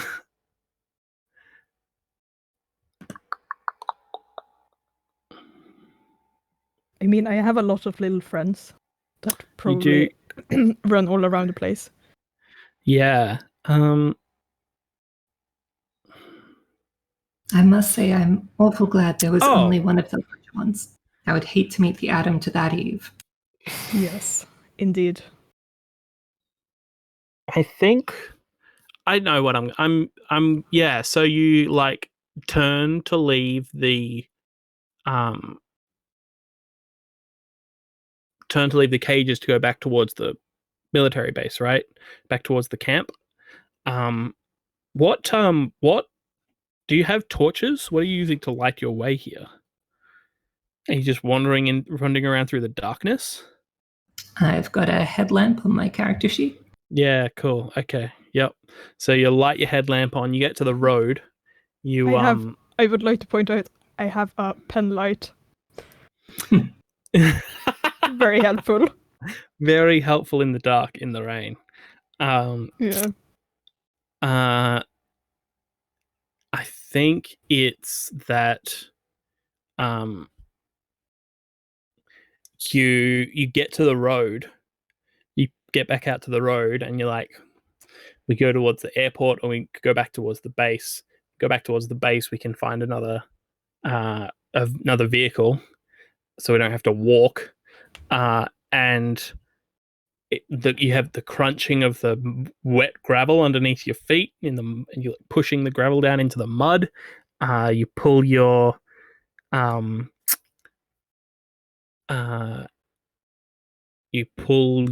boot up out of the mud. You hear distant gunfire. The Lissawishia comes charging back in the other direction, and this is like on the slope. There's like felled trees holding all this holding the grade at the leveled road near this campsite across the slope, right? And the wet mud just gives out. The felled timber that's holding all of this gravel in place just shift, and you're like just caught in this mudslide that starts pouring down the side of this volcano, and you ride it down into the forest below. Angle has all of their Silosauruses, their beakies, with them, but I'm going to separate you and disorient you. This mud just like keeps sliding down this hill. You get to this river. And yeah, I'm going to separate you here. I think I'm going to throw to Moreau first. Right. So first, there's the very self-contained panic attack of nearly being drowned in the same mud she spent so many years in back in the war. Mm-hmm. And then her resolve wins back out. She forces herself to the surface and comes sluttering out of, I guess, a river? You said I was going to get directed to? Yeah. I think you can hear the water running. Right. Has the rain eased off at all, or are we still in the middle of that storm? No, it's still like, I mean, I think it comes in waves, and it's either alternating between a downpour and torrential, you know? She quickly checks and thanks the heavens that her newly acquired rifle wasn't ruined by the mud. And then looks around desperately, trying to orient herself, trying to figure out where she fell from, where the doctor might be, and if there's any immediate danger in her area. Yeah, cool. Okay. I think this sounds like a just do it roll. Yeah, it seems about right. Yeah, when you do something you can usually do easily, like get the lay of the land and orient yourself. And shall we count this as, well, I suppose it depends on what we find when we do the roll, doesn't it? Mm-hmm. That's a roll plus clever, 2d6 plus 2. Roll plus steady for just do it. Oh, just, right, yep. So that's plus 1 for steady. A 9. Decent enough. And what's the consequence for the mixed success? A hard choice. Well, you know. Oh. Huh. No, that's not much of a choice. Even if it's not much of a choice, it's still sometimes fun to make me take it. Yeah. If it's perhaps retreat or run forward into danger. Mm-hmm. Yes. You see uh you see Dr. Angle Mhm. slide past you in the water. Um with the like Silosauruses running along the far bank following. That those felled trees that were holding the gravel road in place, like she's on one of those.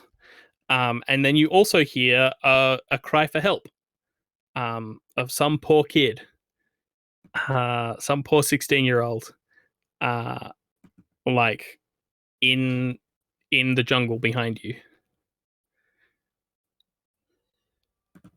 Was Kraus awake? Yeah. Did she seem to have at least her own situation under control?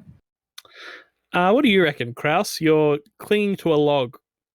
I mean, That's.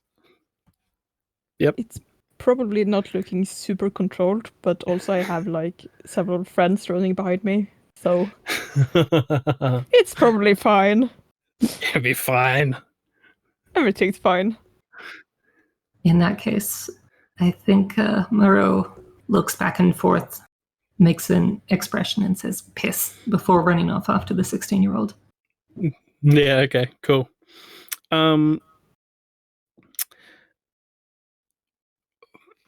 I think I'm going to get hold on to your butt roll from Angle to find out how rough this river is. Right, that's plus. Plus fit. Fit. Yes, that's the one for me. And another 9. Oh yeah, cool. On a 7 to 9, you succeed, but you're exhausted. So Sounds about right. Yeah, take -1 to your next roll with fit.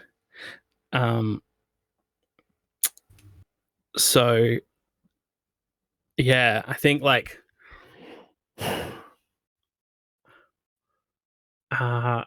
how do you pull yourself out of the water here? Is it that thing where you manage to reach out and grab a tree branch as you tumble down this river? I think I'm there's a tree branch hanging out and I'm grabbing onto it, and if it's one of those I forget what they're called in English. We call them monkey's fear. Yeah, yep. Yeah, monkey puzzle trees. Yeah. Yeah. Which I have seen one. They do not look nice to touch. Oh yeah, no, that would be I can give you a nicer tree that you can grab onto if you want. No, it's fine. No, yeah, okay, cool. Yeah, desperate situations, and I grab onto it, and my log keeps going, I expect. Yeah, and I drag myself onto dry-ish land. No, it's just mud. You pull yourself into the mud. It's drier than water on Yeah, account it's of the dirt is. in the mud, but yeah. Yeah, cool.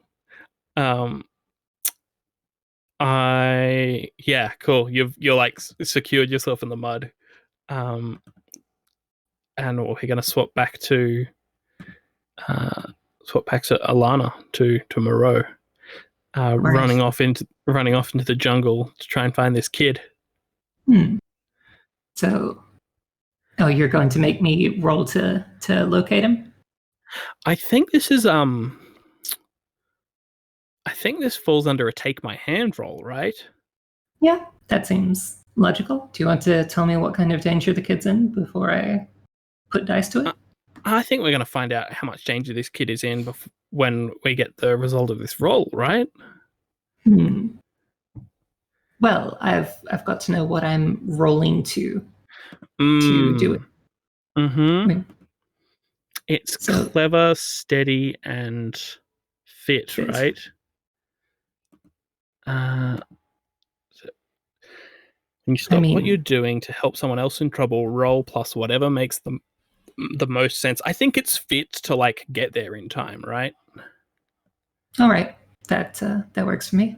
So Because just sprint. he's making a hell of a noise. You will not have no trouble following the sound of his voice. Mm. All right, so that's 2d6 minus 1 for fit. It's an old lady. Okay. Not that old, but still. Nope. Yeah, cool. That's a 3 all up. But what are the consequences for a complete failure on this one? On a miss, you've made it worse for the both of you. Right. So what did I just run into? So this kid is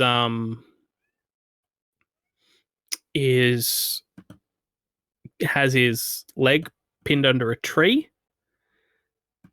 and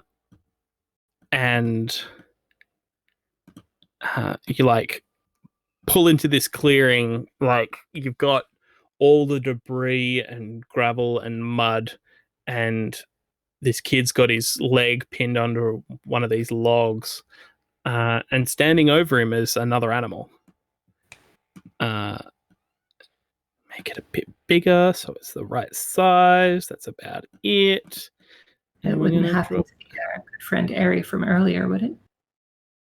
No. Oh, no. I'm gonna pull out a new one. You love new friends. This thing is standing on its back legs with its heels on the ground. So like a very long looking foot compared to what we the audience are used to looking at as far as dinosaurs go, right? You even in all the rain, you can still tell that it's got thick ropes of saliva streaming down out of its mouth as it like as it's like lunging towards this poor guy. It's lunging. It's going for him. Yeah, it's like right over the top of him, and it's like, yeah, it's gonna take his bloody arm off. All right. So is the situation then that I didn't arrive in time enough to get a rifle out, level a shot, and point it at the creature? I instead just have to try to tackle it. Yeah. Yeah. Yeah, if you do not directly engage with this animal, it is going to injure this poor kid. Right. Would I have any idea from the look of it whether the Papasaurus was a herbivore? Oh no, this thing is like has a great big mouthful of big pointy white teeth that it is about to use on this young man. Like So I think at some point when she was younger, Moreau must have been to a zoo and seen a kangaroo, the way that it hopped around on its back legs and used its tail for balance. I think that was probably at the point at which she decided that the idea that God had created every creature on the planet was nonsense because, why would a loving God make anything so ridiculous as the kangaroo? Seeing this creature about to take a kid's head off, she has revised her opinion from God did not make all the animals to there is no God. And cool. she just screams as she tackles this thing. Lacking the time for any other more subtle option. Yeah, cool. Do you don't have any other weapons besides your firearms, right? Nope. I gave the pistol away. This rifle is not going to do a lot of good. Yeah, cool. I had the dexterity to drop it so that the boy could potentially grab it, maybe. But let's see what that fight roll looks like, because that's again a stat I'm not great at. Fight. When you fight for your life, roll without a bonus or +1 if you have a weapon. Right. That's definitely not a relevant weapon. I have toolkit, but it would be like a stretch to say I've been carrying a hammer there all this time that would be effective. Give me a straight 2d6. No, 2d6 minus 1, correct? No. No, It's just a flat 2d6. Oh, No, it's not fit. It's just whether or not you have a weapon. that's Ooh. a 10. There you go. Cool. On a hit, you buy a precious moment for someone to help you. I did drop that rifle for that kid. On a 10 plus, you get both. You aren't injured, and you injure the enemy. The Okay. DM decides how. The DM decides how.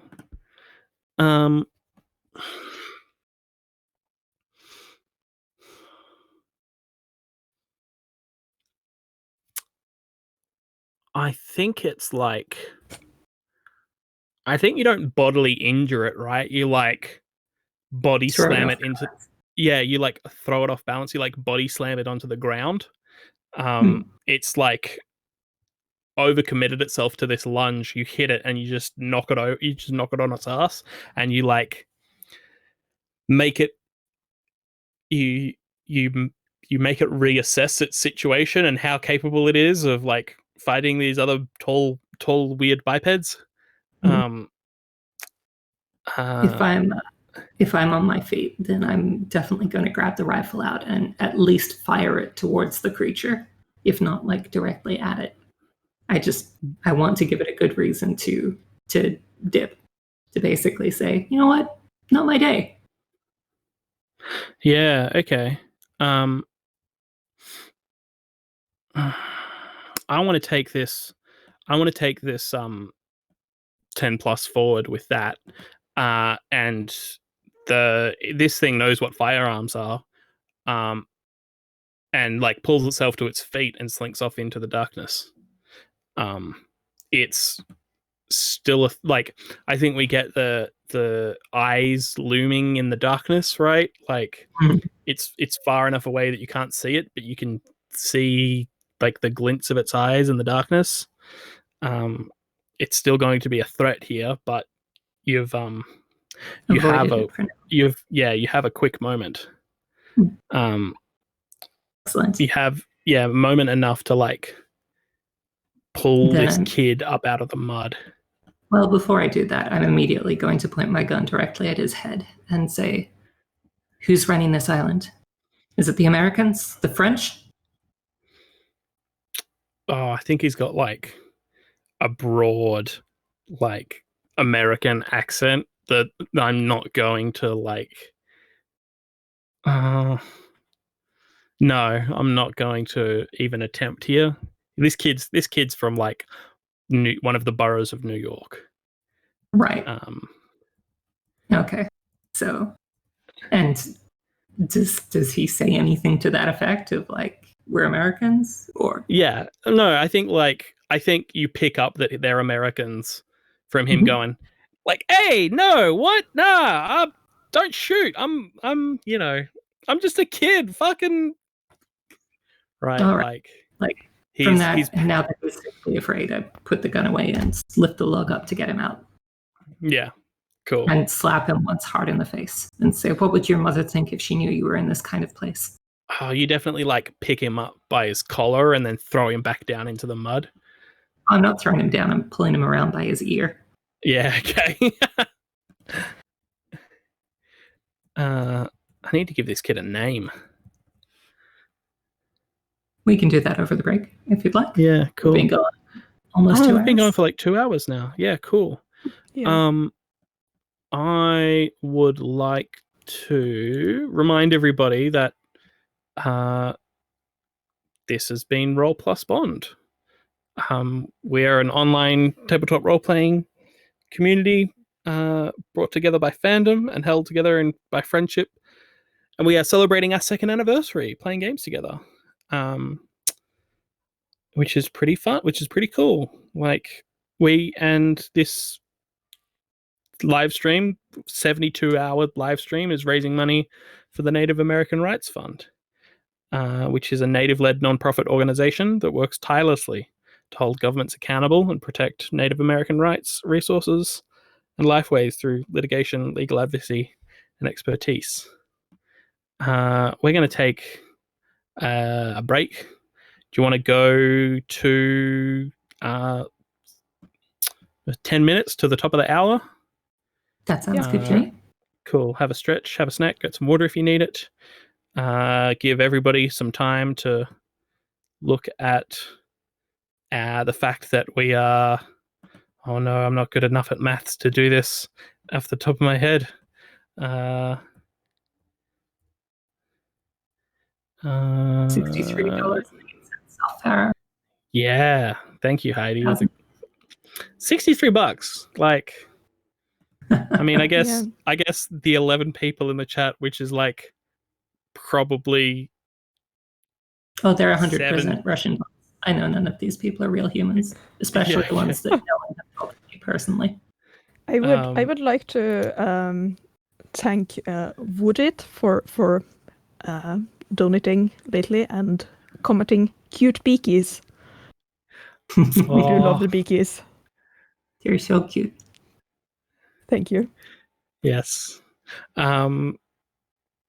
Yeah, okay. We're gonna take a quick break and be back soon.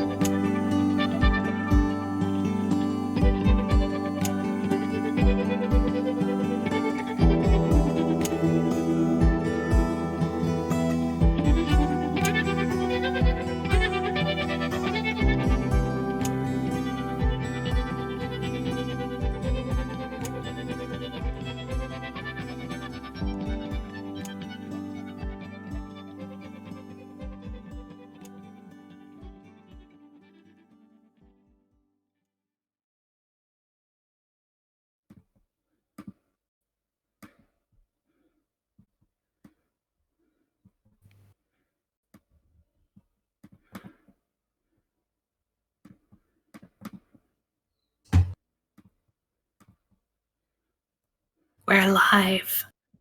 Oh, are we live again? Hello. Hi. Hey. How Do we the voice. going? That wasn't even the voice. Don't be mean.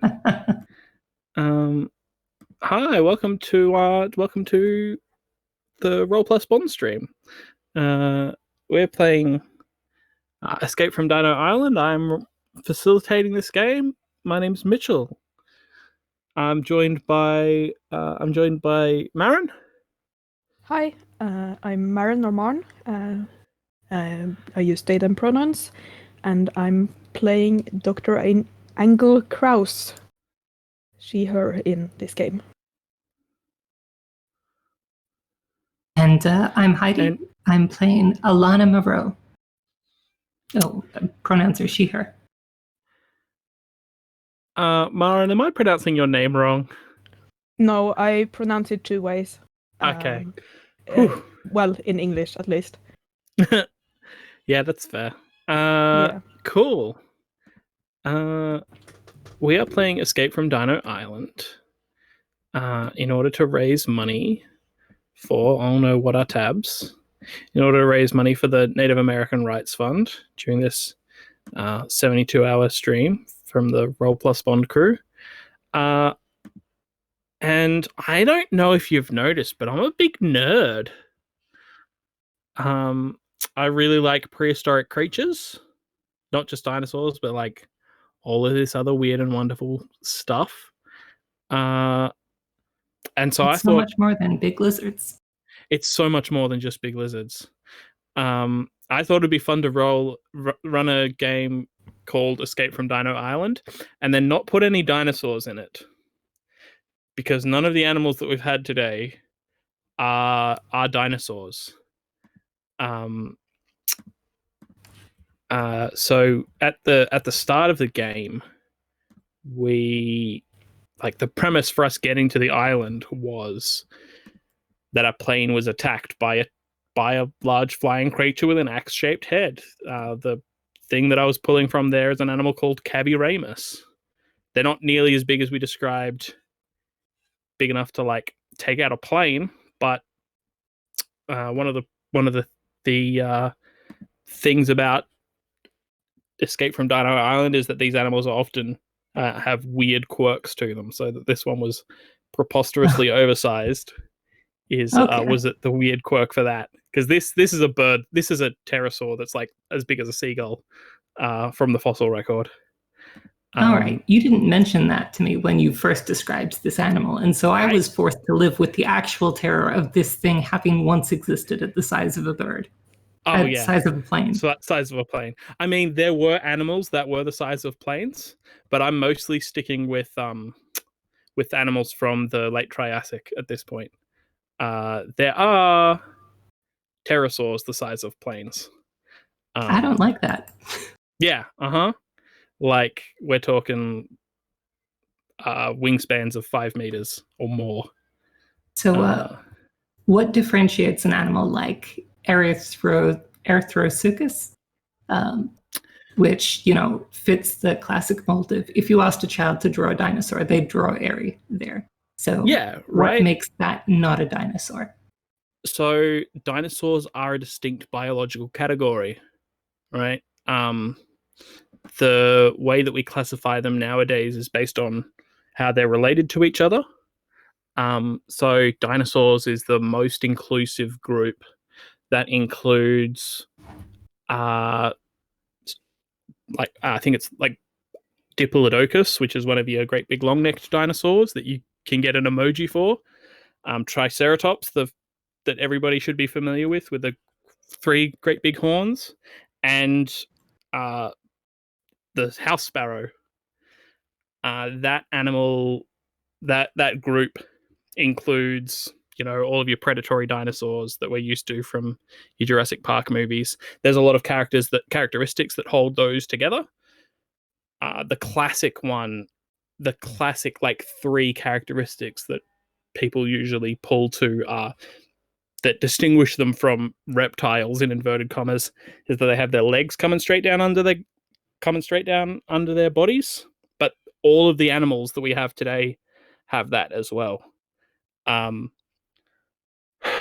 animals like pterosaurs are pretty closely related to dinosaurs, but don't have a lot of the fiddly anatomical characteristics that that excludes them from the group Dinosauria. Basically, the point here is that there is a great diversity of extinct, not quite dinosaur reptiles. Silosaurus is about as close as you can get to being a dinosaur and not falling into that category. Which is interesting because they're also like kind of dogs and also kind of emus by the looks of them. Yeah, right. So they've got this very like bird-like head, and were definitely quadrupedal. There might have been some animals closely related to Silosaurus that were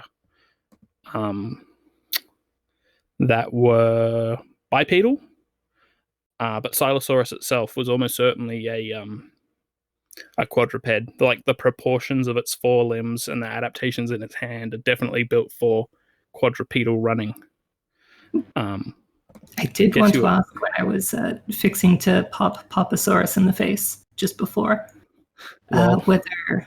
whether they were bipedal or quadrupedal, because they got those arms that look like they could maybe go one way and maybe go the other. Yeah, so Poposaurus was almost certainly so I got to punch the Pope. That's important. Yeah, right. Poposaurus or Poposaurus. It's named after a rock formation, so I'm not sure. This is the trouble with these animals, right? Is that you get to the obscure ones and you don't hear anybody say their names. You just kind of read it aloud to yourself and decide that that's how you pronounce it. Poposaurus is a weird one because the jury's still out on biomechanically how they walked. Did they hop or like bound or something? The way you sometimes see kangaroos use their front limbs to get around. Probably more like wallabies. Yeah, so probably not that that pentadactyl walk, though their hands are like a bit rubbish. And how did you know they drool? Because like my understanding is that fossils are generally very dry. Not a lot of saliva still coming out of those. That's just a fun bit. All these animals salivate, right? Like phylogenetic bracketing says that these things salivate. And I just always think it looks really cool in your documentaries when you see Komodo dragons drooling everywhere. It looks really like gross, you know? That's that good juice with all the bacteria. Yeah, right. That's that good juice that looks really sinister. Didn't quite think through drooling in the rain, but that's fine. I think that worked. Yeah. Okay, so do you want to give us remind us how we got to this island and what we're doing here? That's it. We are looking for an experimental aircraft that is said to be on this island. God, I hope it's here. Yeah, well, the thing is, that's our since the plane we came in crashed, the experimental aircraft is our ticket off the island, so it better be here and functional, or we are in trouble. I mean, we are in trouble, but like worse. So we have come to this island to find experimental aircraft on. And what have we found so far instead of experimental aircraft? Big, scary creatures. Some small, cute, friendly creatures, because those beakies, I forget what they're actually called. They are my friends now. Yes, thank you. Yes, those are my friends now. These ones. Yes. Good friends. And also some people who seem not too keen on us being here. I don't know that we ever really gave them a chance on that one. No, I know. But, you know, I they're probably doing something secret here, and they probably would not appreciate us taking their aircraft. They're Americans. It's the 1930s. They're up to no good. We all know it. Yes. Yeah. I think you don't even need to put the suffix "it's the 1930s" on the Americans there for them to be up to no good. But that's neither here nor there. Pretty much.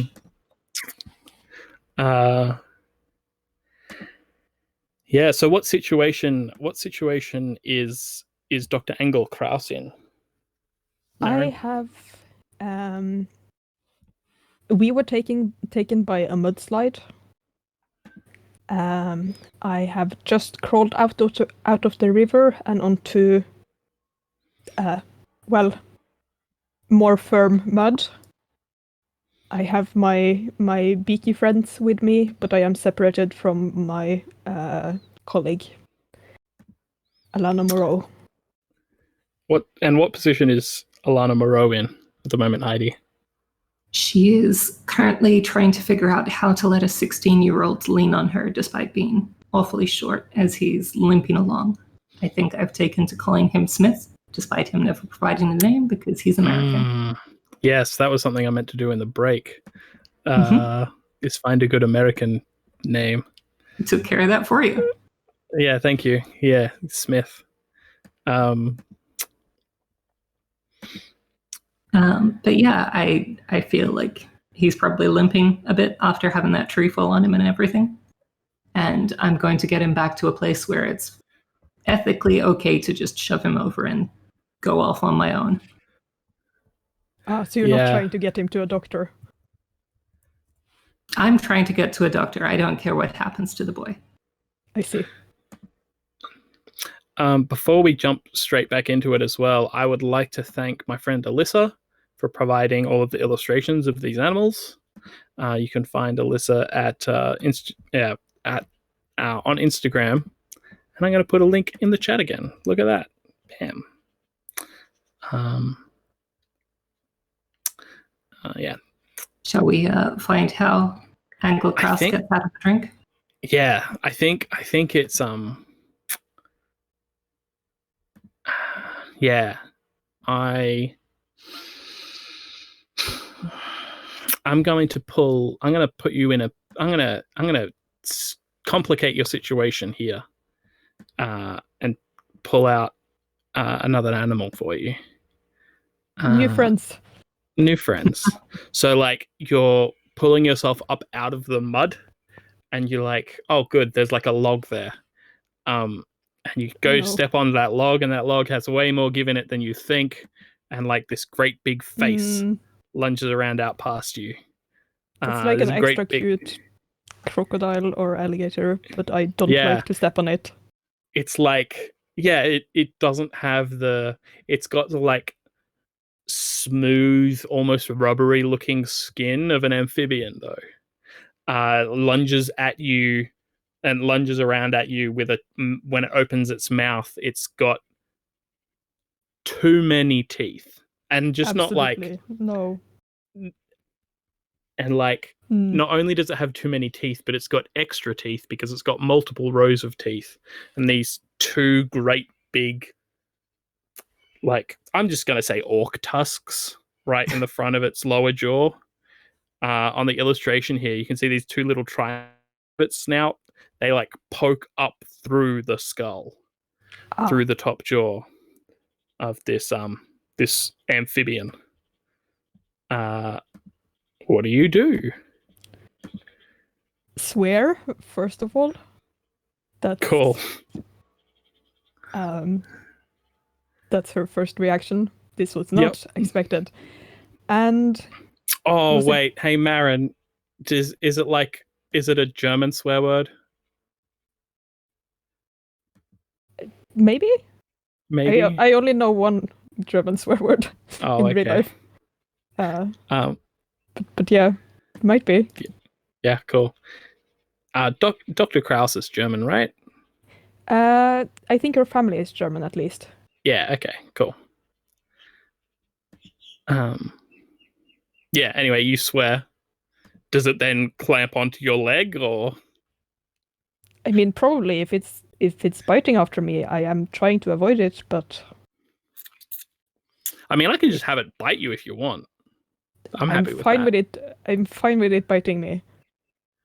Okay, yeah. I'm just gonna give you an injury then, as it like clamps onto your leg. Hmm.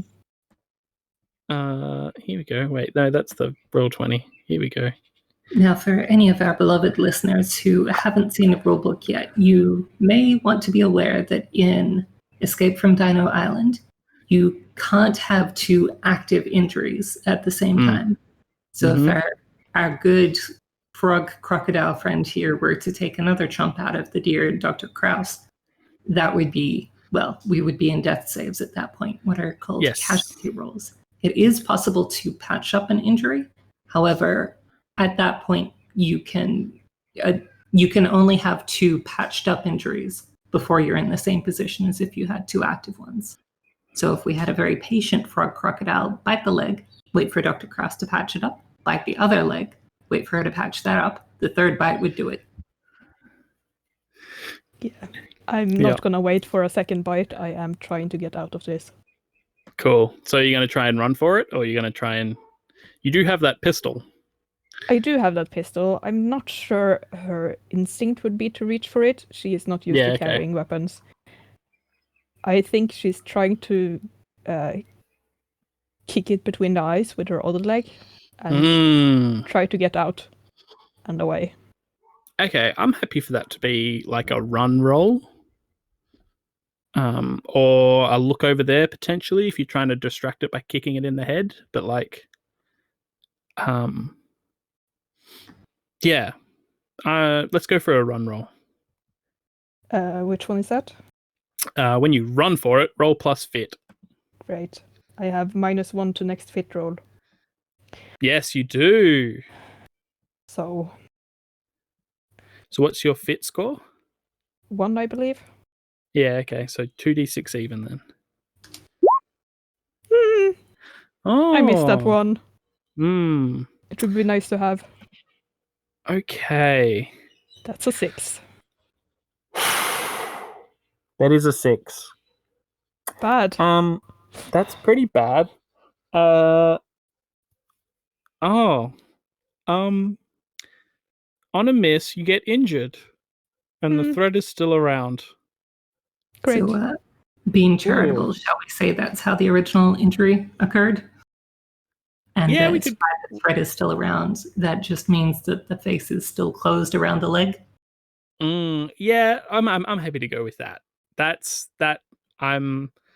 Thank you, Heidi. That's I would rather have that happen. Yes.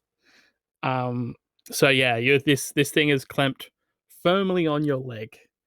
I think we get that swear again. Yep. And like a I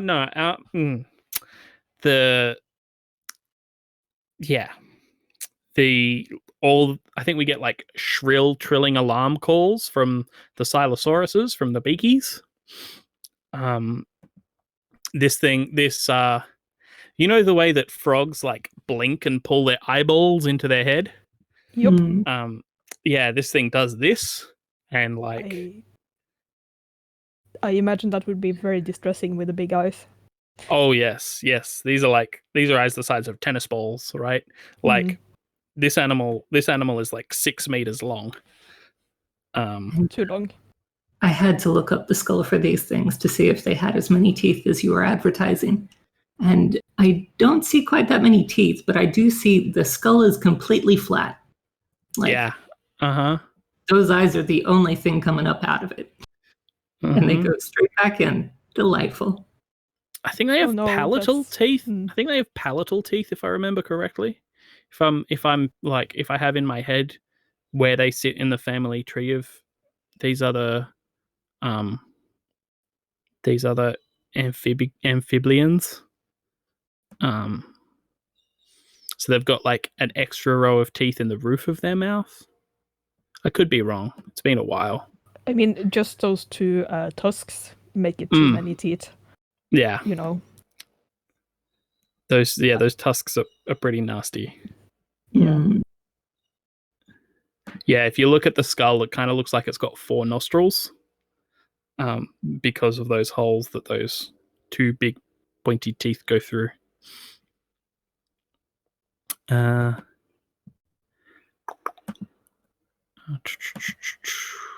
Yeah. All right. So So, what does it take for me to get within range of helping the good doctor?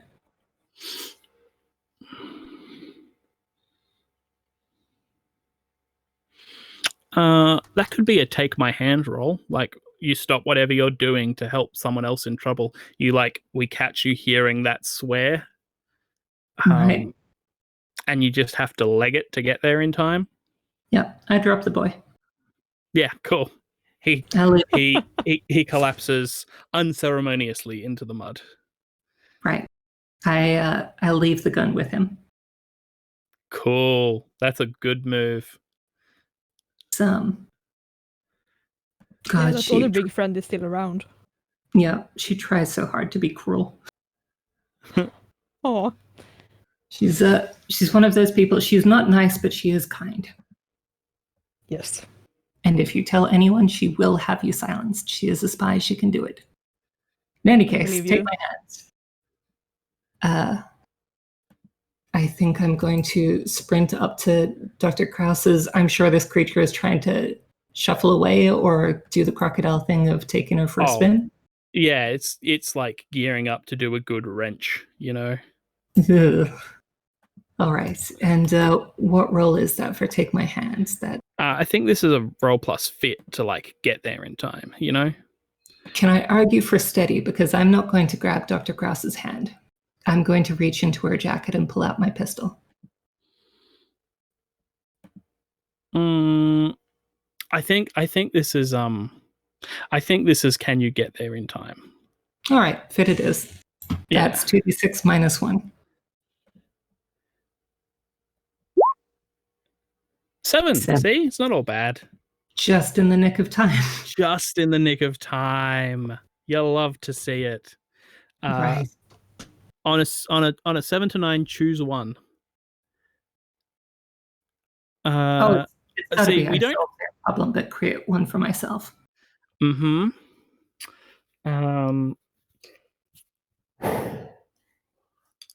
Is this just you spear tackling another animal? This thing's flat to the ground. How am I going to spear tackle it? That's true. Oh wait, no, I know that. I know what this is. I'm a goddamn middle-aged woman. I'm not Steve fucking Irwin. Yeah. Oh, so you're not like jumping onto this thing with like a knife or something? Steve Irwin would never do that to a crocodile. And And we've established I have no other weapons. My plan was to reach into her jacket, pull out the pistol, and put it nicely into one of those squishy eyes. No, I'm happy with you doing that. Well, I think the moment I grab hold of the pistol, the creature lets go of the doctor's leg and tries to make a grab for mine. No. This I think this is one of the ways that we show that this is like an ancient creature, right? Is you like take a pistol out of the jacket pocket, it like gives that leg a good wrench, you push the point of the pistol into that eye socket, fire, and it like growls and lets go and slinks off into the mud. It is very, very injured. It is not your main but it is no longer a problem. Well, yeah. So, Dr. Angel Kraus is laying in the mud with a great big bite, with great big bite wounds in their legs.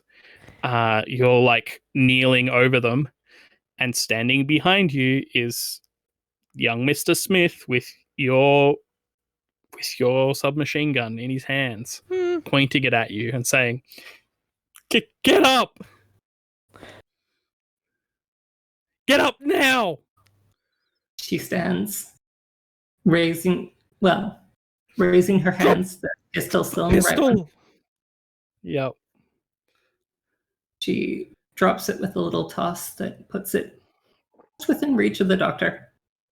But like practically doing a magic trick to keep the attention on her. Yep. And say, now, Mr. Smith, you be careful with that rifle. It was a loan. Oh boy. That It would be puts- best if once you're done with me, you put it back in the wreckage of that truck under the guardhouse. um, And what I do is want to make sure that once you get home to your mother, Mr. Smith, do tell her what you've been doing and how you What's- repaid somebody who saved your life. yeah, cool. What's Kraus doing at this moment? How are they reacting?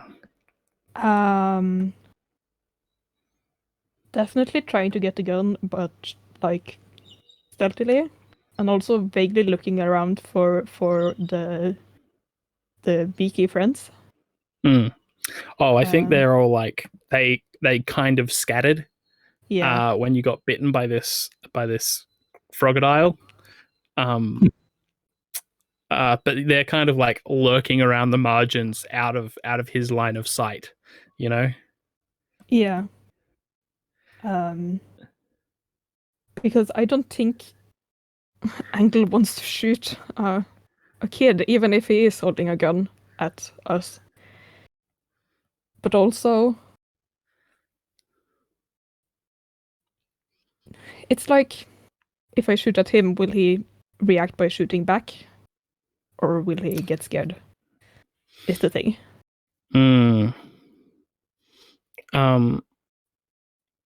I think like he's a kid who's unsteady with this gun, right? You can see him like it shaking in his grip. I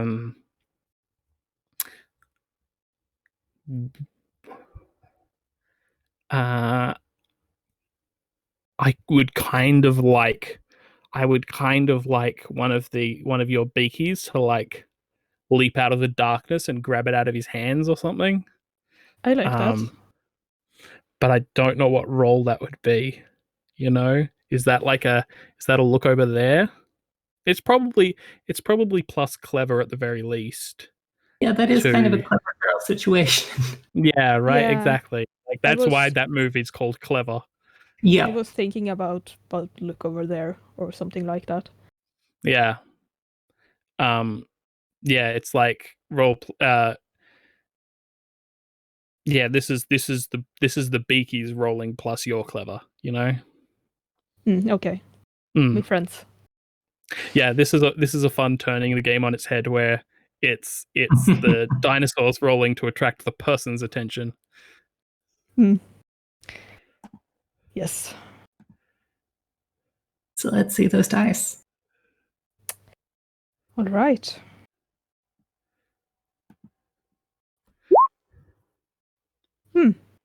Oh yeah, there you go.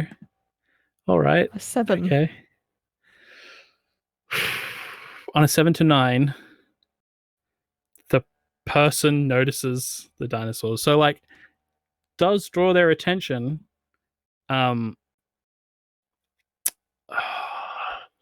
think that means that one of these beakies jumps out of the darkness, like nips at him, grabs the gun, but he like wrenches it out of its mouth. He like fires off into the darkness, but not towards you, and gives one of you, like probably Alana, seeing as you've got a pretty grievous leg wound, Dr. Kraus, probably gives Moreau an opportunity to act. Actually, I'm now looking at the stats. I'm realizing that my eyesight has fooled me, and one of them is -1 instead of +1. Ah. Yeah, I thought that was a bit odd, but I didn't want to call you out on it. I didn't want to be mean and call you out on it in the moment. Because I think then her -1 would be in clever. You reckon? Yeah. Oh yeah, I think we did early on. We made a thing about it. The doctor having the least in clever. Right. In which case, the only option is for the friends to take the bullet for the person who's in danger. Yeah. is this beaky going to leap in the way of the rifle? Oh no! Oh no! Oh, you would, said it, not me. I I would mean, it honestly does make my rather. next course of action pretty simple. I would honestly rather I took the bullet, but You're already very injured, Doctor. I know. That's I do know this part.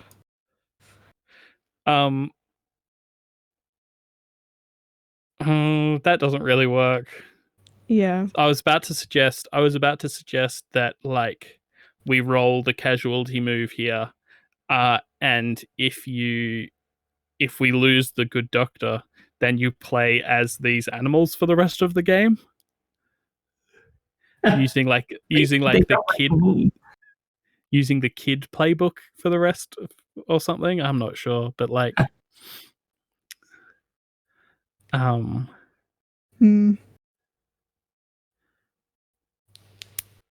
Yeah, I don't know.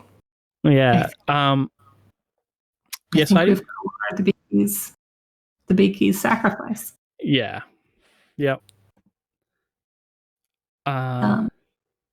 So I imagine this happens very quickly. The boy, well, Dr. Kraus calls out, "Look out."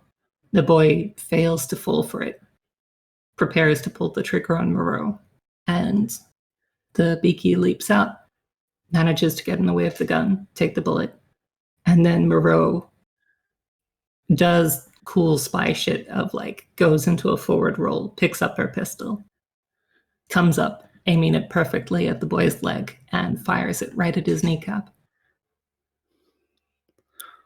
Yep. He And- collapses. He collapses forward with a scream into the mud. Mm. You pick the machine gun up off the ground next to him. Do you leave him there, or are you like? Well, yeah. Do you ask Angle if they can walk? Yeah, that is a pertinent question.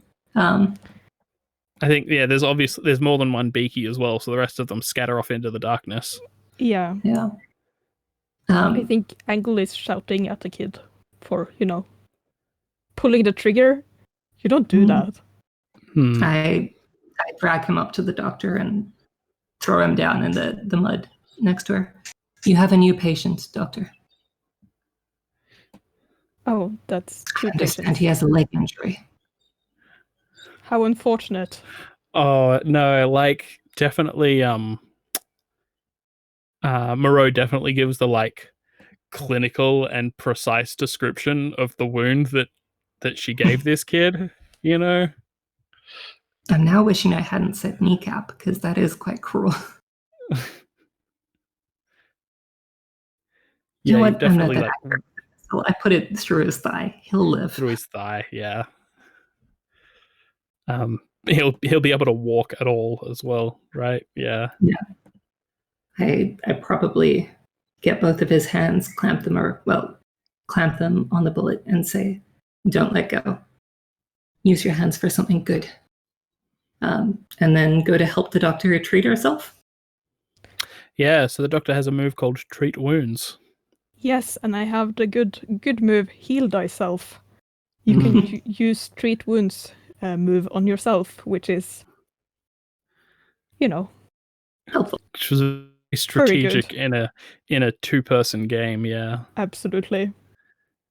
Although I also kind of little bit wish I did have veterinarian. You can treat dinosaurs and animals' wounds, but Oh. Yeah. But me, also, I need to live. I can't help anyone if I'm not, Yeah, I think we get the rain ease up for this as well, right? Yeah, a quiet for this moment. Yeah. So, when you take a quiet moment to tend to, well, in this case, my injury, and have the right equipment, I don't know how much equipment I have, but... You have a first aid kit. Yeah, you have your first aid kit. Yeah, I suspect I have my little backpack, from the picture. And it has And Mr. a Smith little bit in volunteered it. his shirt if we need bandages. Hmm? Mr. Smith volunteered his shirt if we need bandages. I will Yep. take that offer. Thank you, Mr. Schmidt. And as I treat my injury, and I'm probably like vaguely pointing out to Moreau to like hold this tight and stuff like that to distract myself, I start saying, "Do you know why I became a doctor?" The travel benefits? I mean, those are nice, but I usually travel to see bad sights, not for the sightseeing itself, although I have done that. No, my dad was a doctor. And whenever something interesting had happened to him at work, he came home and told me about it, both on bad days and good days. I'm not sure I was old enough to hear all of it, but it is what it is. And I heard about his stories, and at least as a young kid, I kind of saw him as almost like a god who could fix up people. Of course, that notion disappeared as I got older, but I started to realize all of the bad days he had too, and I decided I want to be just like him, but better. I want to help more people and have fewer bad days than he had. And I have done my best to become that. Moreau doesn't say anything to that, but gives you a very encouraging squeeze of the shoulder. And now I have to roll. Yeah, so when the conditions aren't ideal, still tell a story. And then in a perilous situation, roll plus steady. I will remind you that I did have that Poposaurus hanging out Yep. waiting in the wings, as it were. Yeah. So yeah, give me a roll plus steady. Oh, that's kind of you, because the other one is a -1 and this one is a +2, so... Yeah. All right. That's a 7, and it would not have been a 7 if I had had a -1. So I appreciate that. You're welcome. Be a fan of the players or whatever it is, right? Yeah, be a fan of the characters. Okay. On a 7 to 9, you could do it if the conditions were right. The DM will tell you what you need. When you get it, cross off the injury. Is that we need bandages? So we tear up poor Mr. Smith's shirt? Yeah, Mr. Smith has no shirt now. And he deserves that. He does deserve that, but also like... I mean, also he's a kid. He's a kid, and you get like... It is completely unambiguous how like scrawny and young this kid is now that they've got their shirt off and it's wet, and he's got his hair plastered down onto his face because he's lost his hat, and he's like shivering a little bit, but you can see like that childish anger in his eyes and his gritted teeth. I mean, I feel a bit sorry for him. I give him my jacket in exchange, so I'm just in a shirt now. And suspenders, I just want that pointed out. Yeah, cool. We're in the tropics. Must be nice. Yeah. Nice with my jacket. Fine. I'm, of course, not taking this leather jacket off. Of course under any circumstances. Cool. Okay, need to threaten that leather jacket somehow. Are we helping? We're still bringing him with us. Yeah. Okay. In terms of treatment, there's no way we're getting the bullet out of that wound in time. So, just going to tie a strip of his own shirt off around his leg, or use a damp scrap of the shirt to wipe the wound clean. Not enough blood to be an intravenous injury. And then tie the bandage nice and tight around his eye. Is it the thing of like using whiskey as the antiseptic or something? If we have whiskey, I'm drinking it. Yeah, like you swig of the hip flask and then. Yep. No, I didn't bring any with me. Doctor, do you partake? I have some pain medicine. Yeah, that sounds like whiskey. Yeah, it's probably mostly alcohol. It could be whiskey, yeah. All right. It's probably whiskey with other stuff. Right. Feeling, a scrap of mercy, she also pulls out one of the cigarettes the good doctor rolled for them before, lights it, and sticks it in the kid's mouth. Like, before tightening the bandage around him. It's not a tourniquet. And then he coughs up the cigarette smoke. Yeah. I mean, like a nod of approval. Good that he's not, terribly accomplished at this kind of thing. I offer to help him up again and say, no more stunts like that. Are we understood? If I leave you a gun in the future, it's for the dinosaur. It's for the monsters, not for me. Holding the hand down to him, like, do you want to take this offer? I think he doesn't. And then there is like a growl in the darkness or something. And he like looks left and right, grabs your hand and lets you pull him up. Good. All right. Doctor, will you need help walking? Oh, yeah. He's going to have to like bodily lean on one of you to walk. Well, I'm asking if the doctor needs help walking. I probably just need someone to be close by when I stumble, I think. All right. We pick up a stick for you to lean on. Perfect. Yeah, I forgot my walking stick on the plane. Cool. Okay. I think Moreau saw you hesitate with the pistol before and makes a decision to just slide it back into her pocket. Probably if she needs, she'll give you the rifle if it comes to that.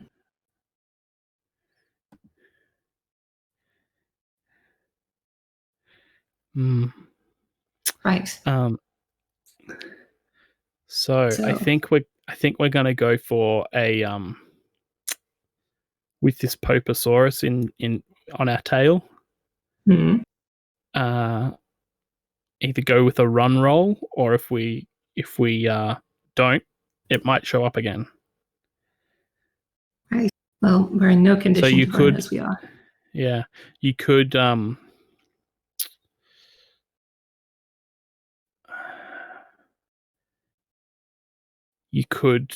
we could get a lay of the land roll.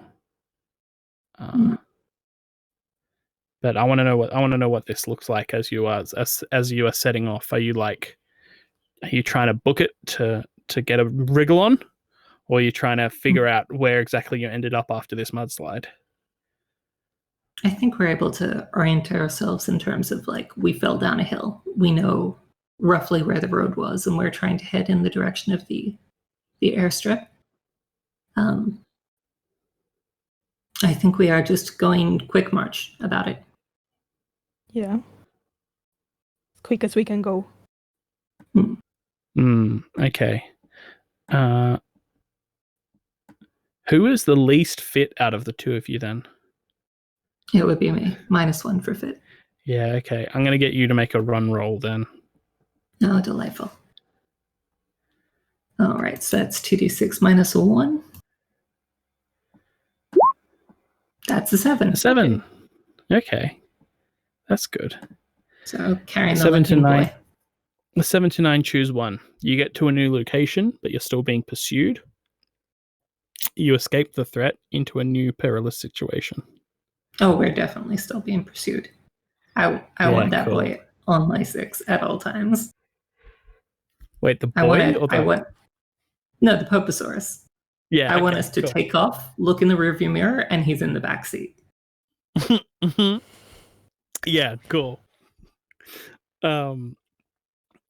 Yeah, so I think that's like, I think it's the three of you like limping off into the darkness, and like we get just as you're getting out of earshot, some quip and it of you and the kid, you and Smith arguing, Moreau, and then like it pans down to like the mess in the mud that you've made and your fleeing footsteps and like little droplets of blood as this Poposaurus snout like comes down into frame and gives a great big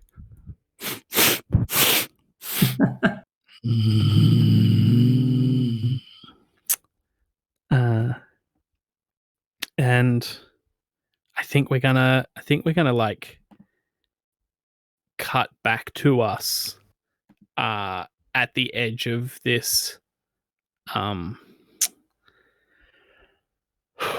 at the edge of this ramshackle, oh, not ramshackle, but like make do cleared airstrip, right? It's just like a clearing that has been cut, and like all of the green, like you can see on the along the sides of it, all of the greenery that's just been pulled out of the way and piled on around the boundary of this airstrip. There's like another one or two of these makeshift watchtowers with spotlights, and like a, a glorified tent of a marquee. Hangar? Yeah, a glorified tent of a hangar. It's like a marquee, and That's a lot of tarp. Those are expensive. yeah, it's pretty expensive. You wonder how they got it out here. I'm trying to find this By the weird way, plane. we after the argument, I gagged Smith with his own shirt. Yeah, good. Just so he doesn't get any ideas about screaming for help. Yeah. Oh,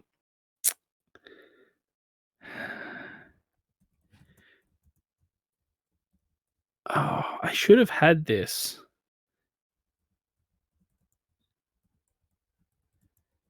Ready to go. That one. That thing. Yes. So this is like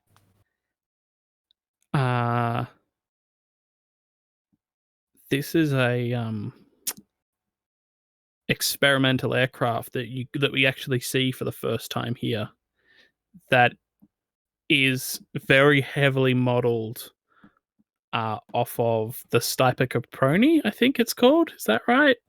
You're going to have to spell that for our audience. Yeah. Not me. I know the spelling immediately based on the way you said it. Yeah. I might be able to link to its Wikipedia page. Yes. Hello. Look at this. Now which tab do I have everybody in? Oh, they're all the way over here. Look at this. Pew pew. It's a very silly looking aircraft.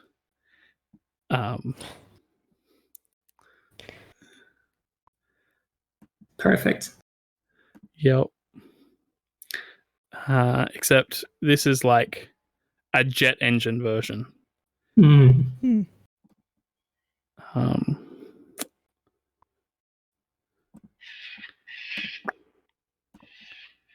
I should have had this ready to go. This is what prep looks like, and this is what happens when you don't do it. But I'll have it. I'll have it in here in a second, with heaps of lights, and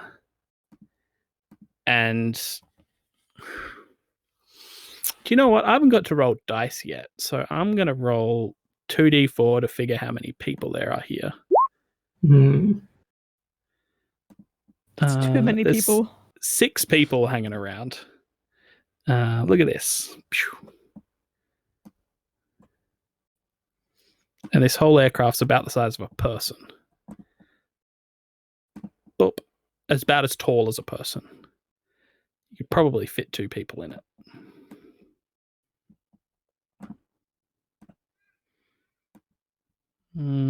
needs to be a bit bigger than that. Looks like there's room for a co-pilot. There you go, that big.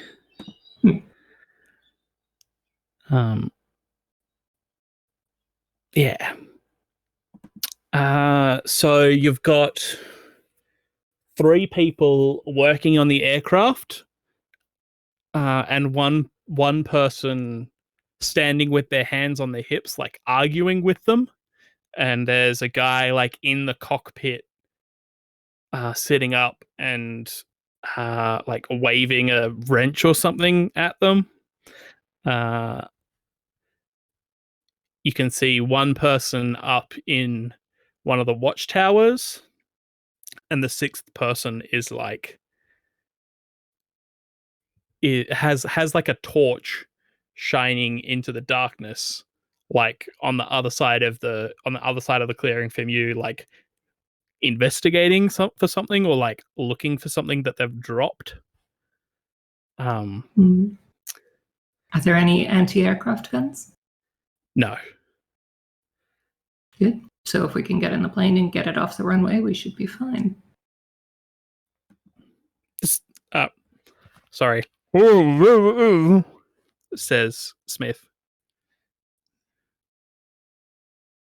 Did he look like he was trying to yell at the others? No, he was like trying to be cool and say something pithy, but he had half of his shirt stuffed in his mouth. Right. So I look him in the eyes, that kind of searing, painful eye contact of an aunt who is very displeased with you. And say, will these men surrender? Nod or shake. He scoffs and shakes his head no. Will they trade hostages? And like he goes the little color that he had left in his face drains.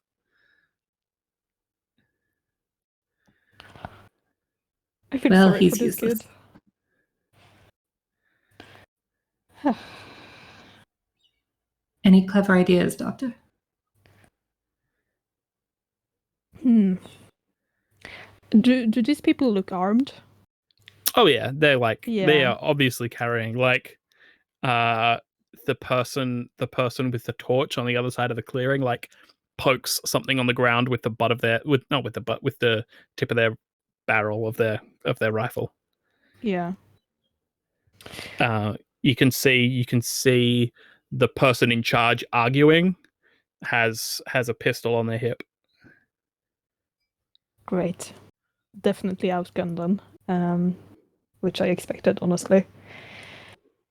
Do we distract them somehow? I think I have some ideas for a distraction. Is the plan to distract them and run for the plane, and hope that it is in flying order? We're not going to have much time one way or the other. Yeah. So I say we have young Smith here run out of cover some distance from the airstrip to draw as many of them as we can away.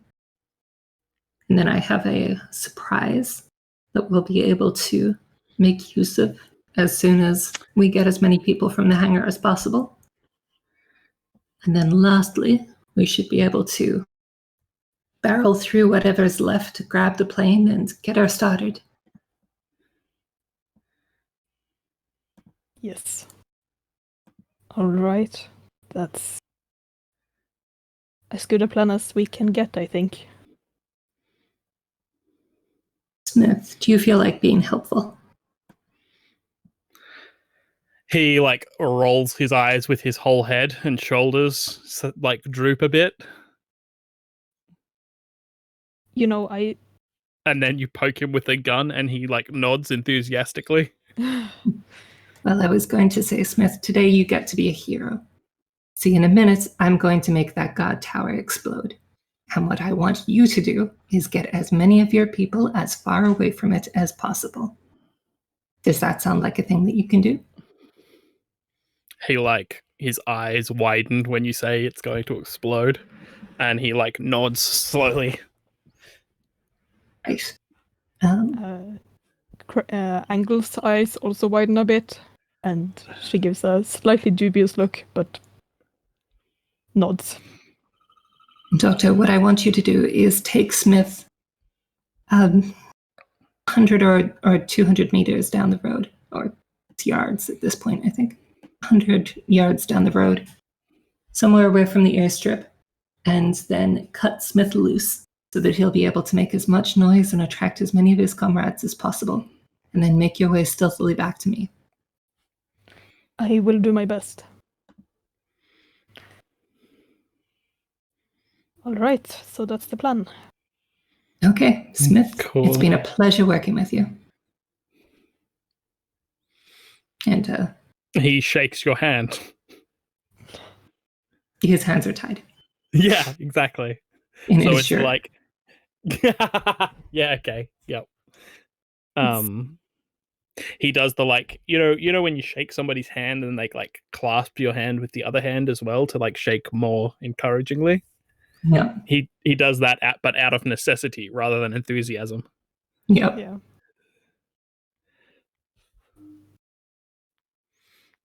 Do we want to handle the release of Smith first? I think this sounds like a look over there roll. But From it will be up to the doctor. Up to the doctor. Well, To create she's an the one opportunity guiding. for you. Yes. Yeah. Yeah. Is that a clever? That's a clever roll. Great. Oh, wait. Did my little spiel before count as instruct? Oh, yeah, sure. Yeah, no. When you guide another hero through a risky task that you know how to do, that they must do, perhaps you are communicating with walkies or on opposite sides of the fence, etc., tell them a story and roll plus steady.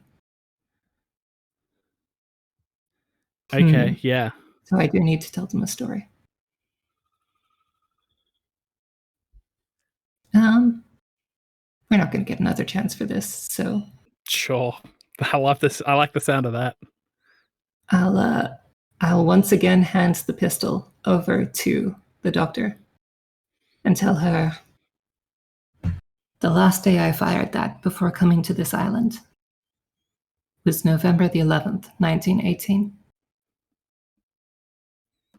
It was midday. We were out celebrating. And I saw a German officer, his uniform open down to his chest, drunk and dancing in the street. And I shot him. The armistice had been in place for an hour, and I couldn't put the war to bed. I'd seen too much. Couldn't deal with the idea that anyone could go back to being happy just because we'd agreed to stop fighting.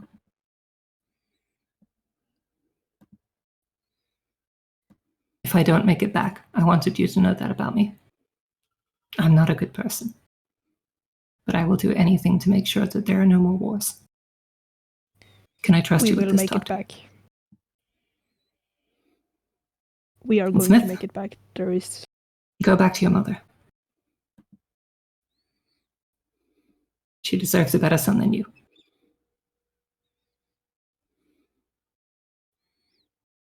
Give him a fond pat on the shoulder or something. Yeah, cool. Brutal. Oh, right, I need to roll dice for this now. Roll plus steady, Yes. yeah. What's your steady Right. again? It's 1. Okay. Even though, for somebody who's normally very controlled about her emotions, this is perhaps the least steady you have ever seen. I'm gonna give you a bonus one for that, because that was woof. Yeah. Well, I told you I didn't want to tell you last time I used that pistol when we started. Yeah. Uh-huh. That is There it 11. is. Nice. On a hit, you're an able teacher. They succeed. Great. Oh. Well, that's nonsense. What do you mean I it's didn't think nonsense? I thought I was just giving you a bonus to roll. I didn't think I was making the roll for you. Yeah. I'm happy to, if you want to do it that way, Heidi, I'd be happy to do like advantage, roll 3d6 and take the best 2. If that's all right with you, Maren? Yeah, that sounds good to me. I do like advantage. Yeah. Right. It So can help. head off down the road. Yeah. Shuttle on. I So have some work to be doing. Look over there. When you create a distraction to protect a friend, say what it is and roll plus clever. Yeah, it's pushing Smith out into the runway to cause a scene. Yes. As I untie him, I say to him, you know, she's right. Your mother does deserve a better son, and I think you can be that for her. You just have to take another path. You got that? Yeah, ma'am. Yeah. And I roll plus clever. So just roll 3d6 and we'll take the best 2. and do a -1 to it. Oh boy. Oh god.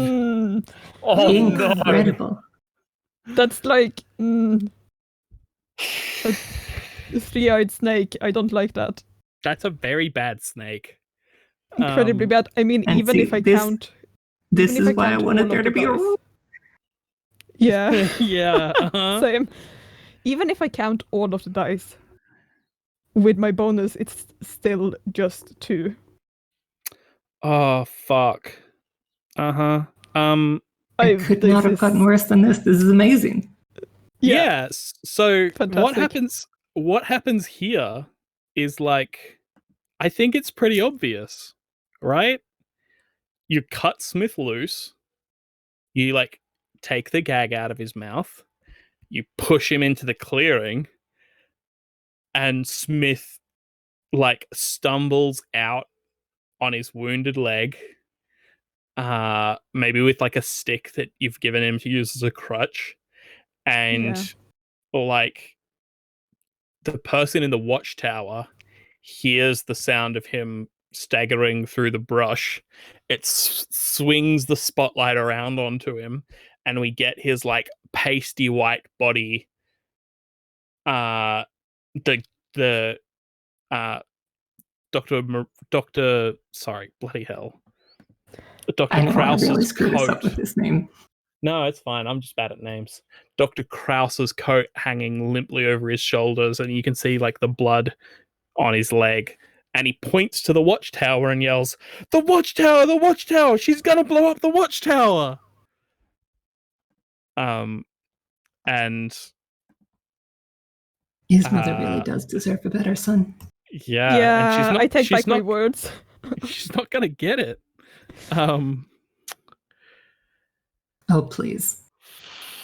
I was just trying to save their lives. By all means, I am still blowing up that tower. Oh, yeah. I do still want you to describe this move that you want to make, though. Of course. So what? I gave you a free advance, and Maren took the move that lets Dr. Krause use treat wounds on themselves. And what did you take for Moreau? The engineer playbook has 2 moves that you can select from. One of them is a very constructive move. It's actually named Construct and allows you to build things. The other is called the Nuclear option. It is not a constructive move. You know how to craft a powerful bomb. When you build one, tell the group just how powerful it is and how it's triggered. The DM will tell you how long it will take to build and what you need. When the bomb is triggered, roll plus clever. Now, given this is the 1930s, we don't exactly have nuclear yet, which is why I think I've got some variety of dynamite going on. Maybe Oh, it's lifted out gotta of that be, car from way earlier. right? Yeah, And taking it's got inspiration from our earlier capers, this is being set up around the legs of the tower. It'll just take out enough of them to cause the whole thing to come crashing down, blocking off the entrance to the runway. So yeah. I want give it. yeah, give me this roll. And then I'm gonna make a move for that fail. Great. Roll plus clever, so that's 2d6 plus 2.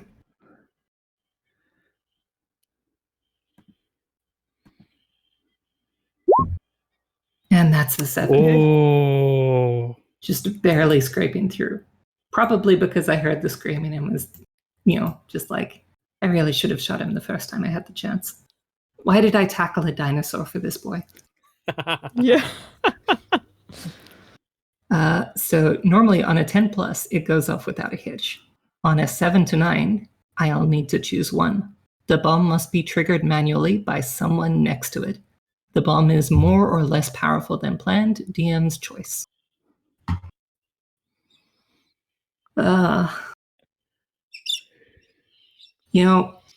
I pictured setting off this bomb might be a way for Moreau to go out, especially after that story. oh, But with Jesus. that rat shouting bloody murder at me, I just don't feel like dying yet. The bomb Good, is I more or don't less know how to fly powerful. planes. Mitch, tell me which.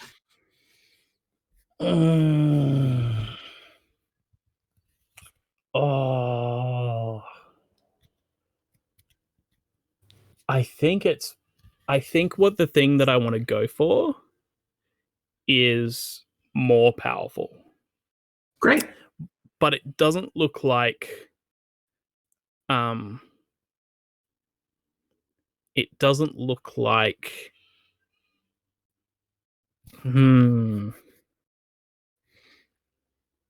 it doesn't look like it's not literally more powerful. It just has A bigger effect. It just has a bigger effect. Like I think some shrapnel or something flies out and hits the plane. I think like I don't know if I want to go all the way to like that it's leaking fuel or that it's like one of its wings are damaged or something, but it's like got a fair chunk of wood like jutting out of its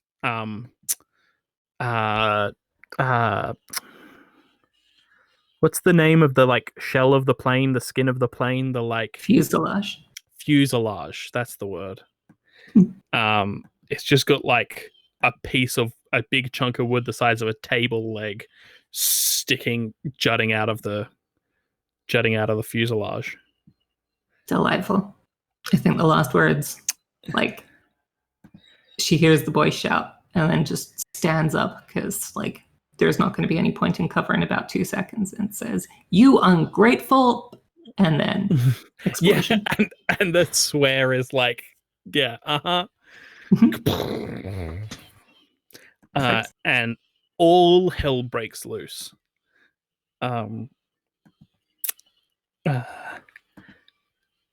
What I want to get a move from Marin. What's Marin like? All hell breaks loose.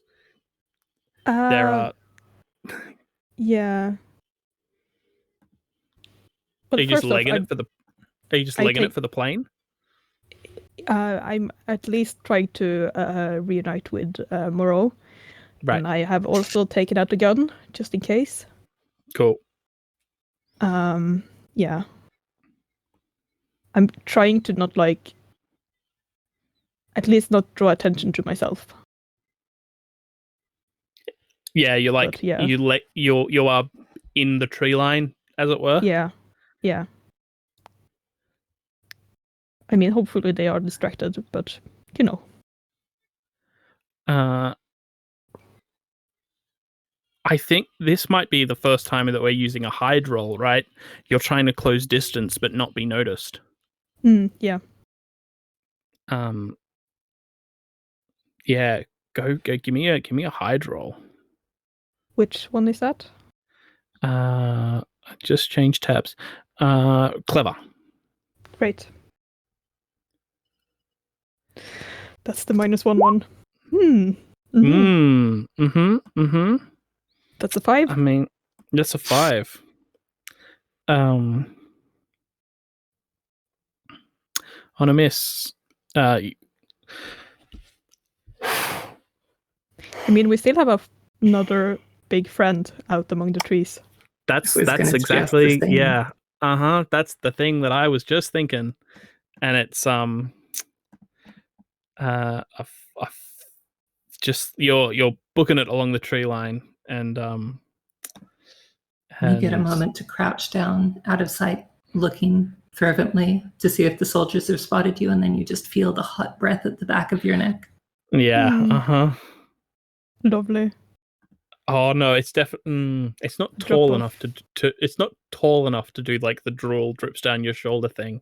I Like, mean, if I'm crouching, yeah, it could do that.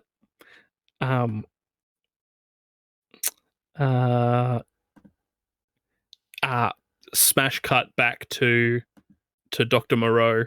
Are you just like going out guns blazing at these dudes? I was about to, but then I believe I heard a scream from Dr. Kraus. Okay, Unless you sure. decided that this was a good time to be quiet. Dr. Kraus, do I have any signal that you're in trouble? I froze at first, and then I looked around and I swore loudly again in German. I recognize that swear word. Yes.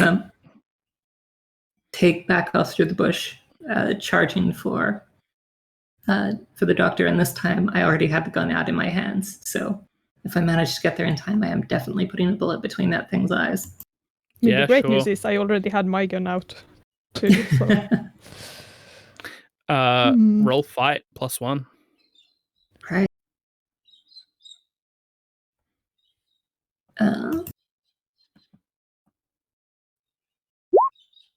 That's a 10. Nice.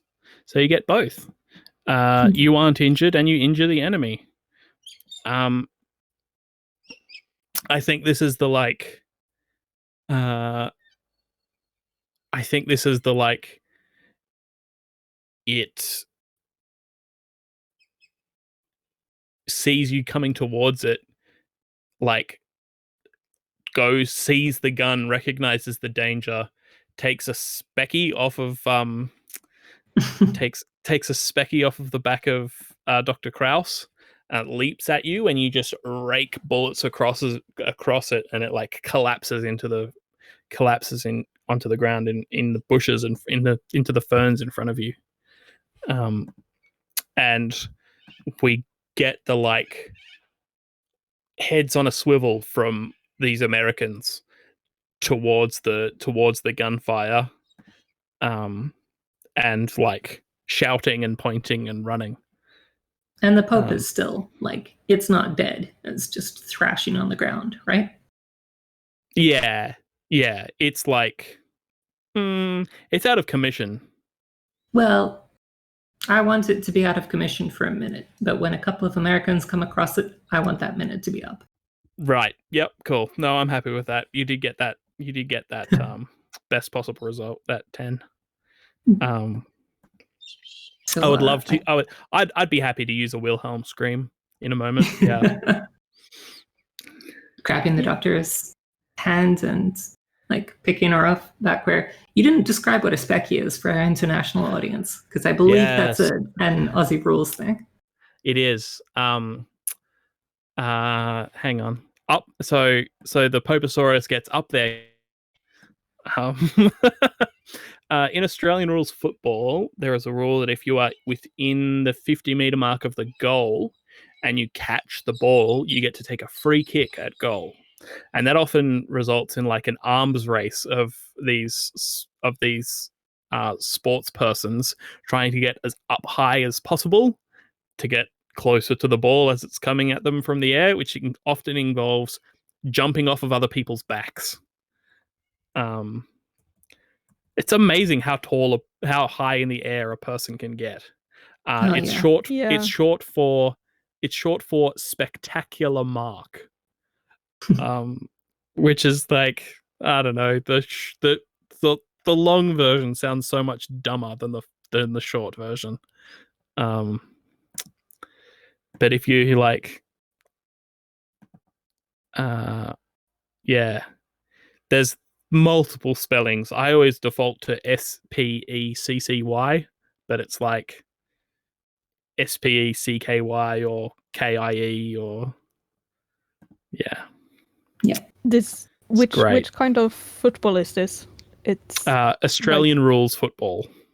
is that like American football or like European football? Nah, it's neither. You've got It's you got the American football shaped ball. Okay, yeah. But you're like kicking it as far as you possibly can often. So it's actually football, is what you're saying. You use your foot on the ball. You use your feet and your hands, but yeah, the way to get it to go the furthest is to kick it. That's why I have an issue with Americans calling their thing football. Yeah, because they don't use their feet. Yeah. So yeah. All right. If some beautiful person would put a photo of Specky in the chat, I would be extremely happy. Do you know what? I've got a great one of this poor dude getting absolutely bodied. I'll just get it into Roll20 if you give me a tick. As I click around madly. Is that this one? No.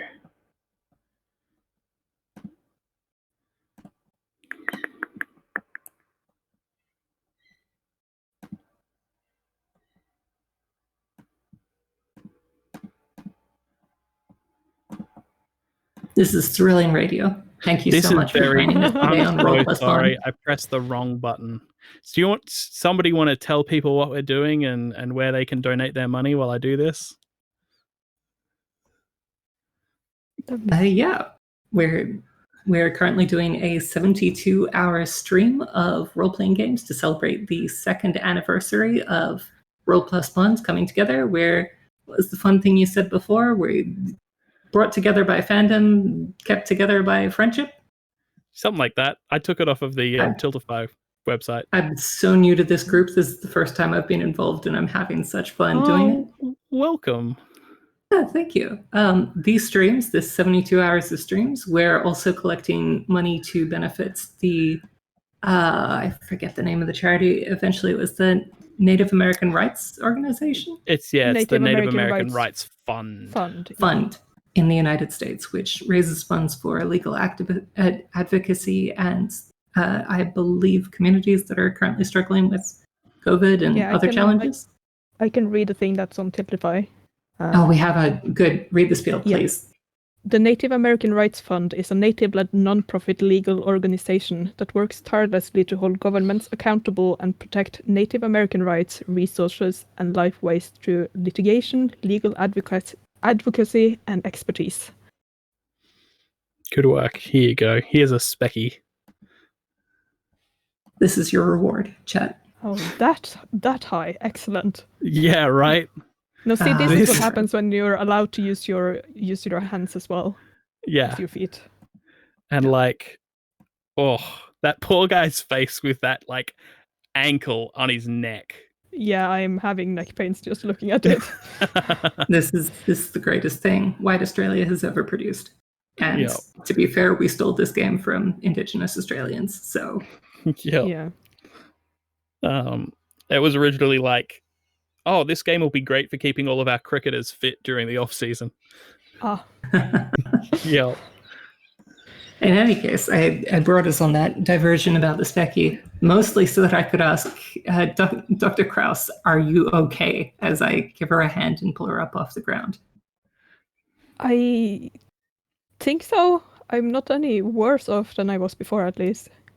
Excellent, because we do need to run. All right. Sounds great. I think this might actually be a hide again as we're trying to sneak around those soldiers and get back towards the plane. Yeah. I'm hoping it's an Moreau-led hide. I think it will be in this case. So that's 2d6 plus 2 for clever. Do I need to describe anything extra for hide? I don't know. You did say we need to run. Well, we need to run quietly. I'm a spy. Yeah, okay. I kind of want to ask for a run roll here, right? Well, if we're this is not moving to a new location. Yeah, give me a hide. All right. Roll plus clever. so I do get that bonus, and that's 13. Boom. See, I'm Nice. good at hiding. Spy. Yeah, cool. Uh, Bloody hell. All right. so on a hit, On a hit, can't it either find or can't get you. find or get you. So I Right. think this is where we get the all of those soldiers running away, and then the two of you sneaking through the back of the tent under the tarp. I think part of it's collapsed because of the explosion. The watchtower is definitely on fire and is blocking the view of where these Americans run off to. Is the plane clear? The plane is clear, but you can get it out onto this makeshift runway. I think the runway's got to go right off the edge of the cliff too. Oh, it 100% does. Yeah, you can't not do that, right? But it does have that significant damage to it as well. Fortunately, happen to have a jury rig roll that I can use to fix the plane up. Yeah. Any other challenges as we sprint across the tarmac? I think Marin's got something here that they want to get in. Yeah, no, I just wanted to say, Matt said if you post the reference, the specky in our Discord chat, we can get it on the reference Twitter. Yeah, cool. We'll make sure to do. What tab did I? Here it is.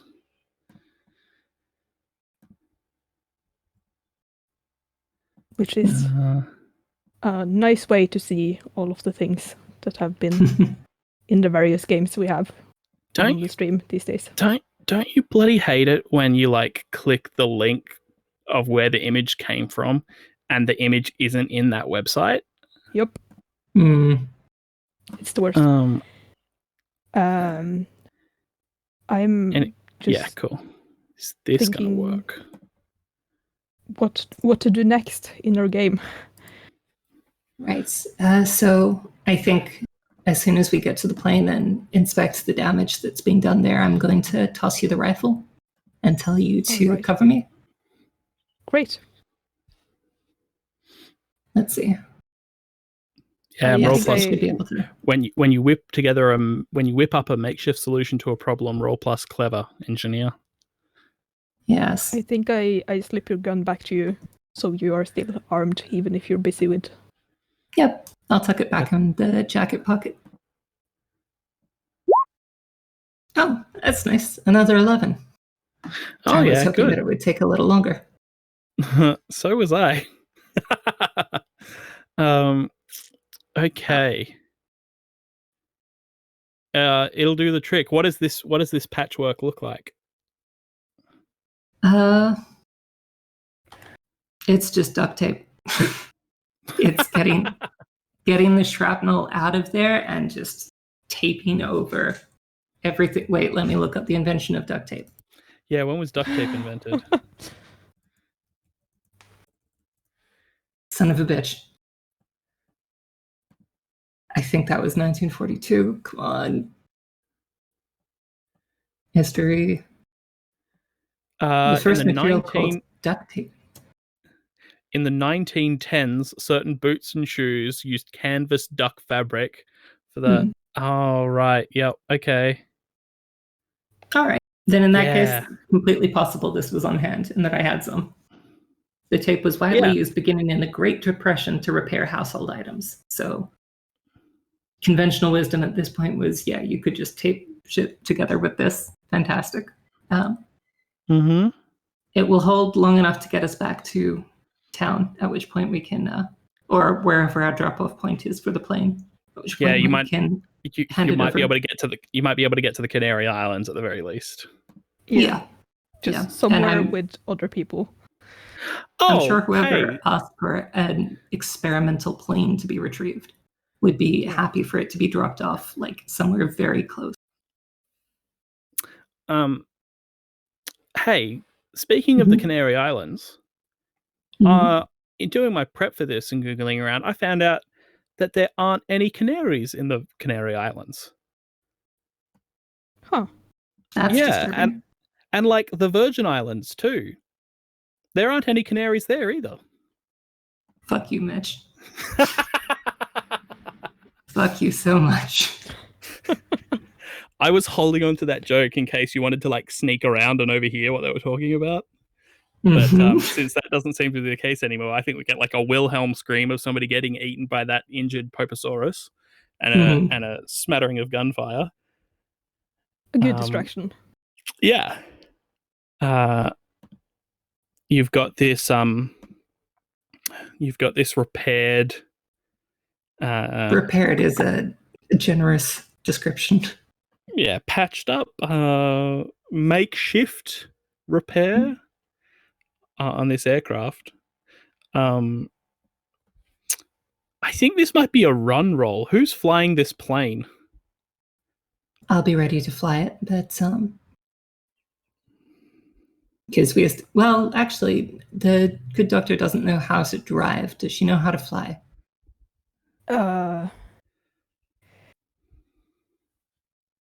Mm, maybe she does.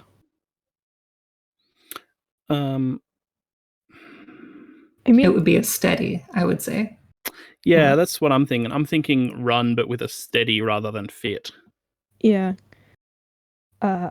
Maybe she does know how to fly a plane. Has been taken on some fancy. Didn't your grandpa fly planes? Yes, you're right. This and is true. you've wanted to be closer to him, so Yeah, I did want to be closer to him. I hope it wasn't his skull we found earlier. Yeah,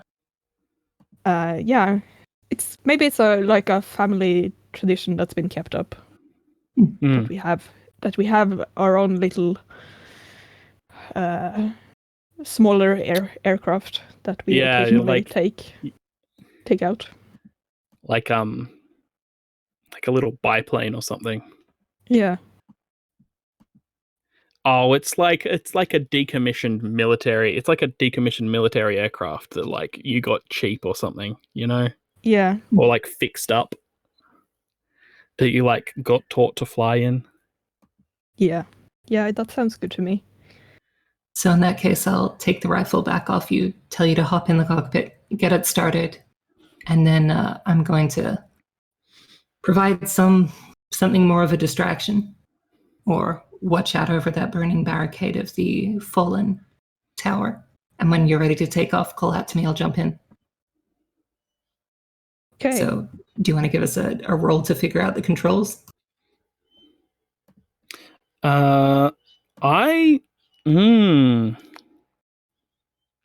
Just do it. This might be a just do it roll, yeah. Which stat was that? Yeah, so roll plus steady. Roll plus steady. Yeah, what will happen if you mess up as you like sit yourself down at the controls of this experimental aircraft? What will happen if I mess up? I think it'll just take a while, right? Long enough for some more friends to arrive, perhaps. Yeah. Yeah. Long enough for some people with guns to show back up. I don't want to like break something on our plane. That would probably be pretty bad. Yeah. It would make us very stuck, so I think it might just take me too long and we will have company. Mm-hmm. Yeah, cool. Give me that steady roll. Steady roll.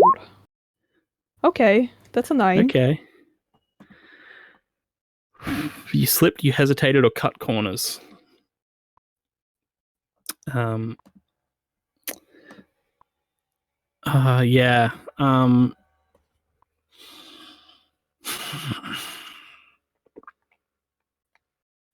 Am I cutting corners somehow? Yeah, I think what this is like... Flaps? Who needs flaps? Press the accelerator. I was thinking that you like pull chocks out before you completely... You're like... pulling off down the runway, right? As you are figuring this out, it's just like you're already down the runway, and you're like, it's something stupid. Like you go, okay, hang on, and you push a button, and the thing that I want to go to is you're like, okay, time to punch it, and you push in some lever or crank or whatever, and then like little windshield wiper screens go or something stupid like that. Yeah, but this thing obviously wouldn't have windscreen wipers, right? So it's like, but it's some gag. As you're like trundling down the runway. Do I just hit the brakes? Yeah, and, like, right. Get a Exactly. sudden complete stop. Oh, or it's like you like you do like a fishtail turn and have to straighten up again. And you have these Americans coming up on your tail, firing at you, and as Moreau piles into the back, give me a run roll, but with steady rather than fit. Well, I had one more thing I wanted to do before we leave the island for good. Sure, go for it. See, what kind of things might you find in a hangar? Clothes. Wait. Let me ask a second question. What move did I take from the engineer playbook? The explosions one. Oh, right. Yeah. So we Shall I just have roll plus clever? We have some like in the background shot of like all of the gear. There's just been big red barrels back there the whole time that I just forgot to mention. There's just I'm definitely like kicking over a jerry can of fuel and having it pile out. Yeah, cool. Cool. Probably the world's simplest time bomb of letting the fuel leak out in the direction of the fire already on the runway. Yeah, sick. All right. You're not gonna flick one of those cigarettes into it? I guess I am. And then I'm going to take off sprinting in the direction of the plane because I am hoping that explosion carries me forward rather than, kills me. Yeah, cool. Give me a roll plus clever. So I kind of eyeballed the fuel on this one. Wow. Really? I'm so glad that I made myself do this, even when I already had a ticket off the island. Oh, God. I mean, like... On a miss, the bomb goes off at the wrong time. The worst possible time. The worst possible time. The worst possible time is like right now, and it destroys the aircraft, and then you are all stranded on this island, get eaten by dinosaurs, right? Like slightly less worse than that. Perhaps. No dinosaurs. That's the worst possible option. Is it goes off right now. The worst possible option, short of rocks fall, everyone dies. Oh, but I do like the idea of rocks fall. Right? Oh. Because, like, if our pilot is already struggling to figure out which one is the accelerator. God. Is this like... That seems a bit implausible. But, like, you kick over the jerry can, and there's, like, a crack in the ground, and we get a tracking shot through a fissure in the earth to, like, the lava underground... Well, sorry, the magma underground. Perhaps. We've already got a mudslide on record, so I was thinking it would be like, the explosion carries me and all the Americans forward. It goes off too early. I hit the ground with the rest of them.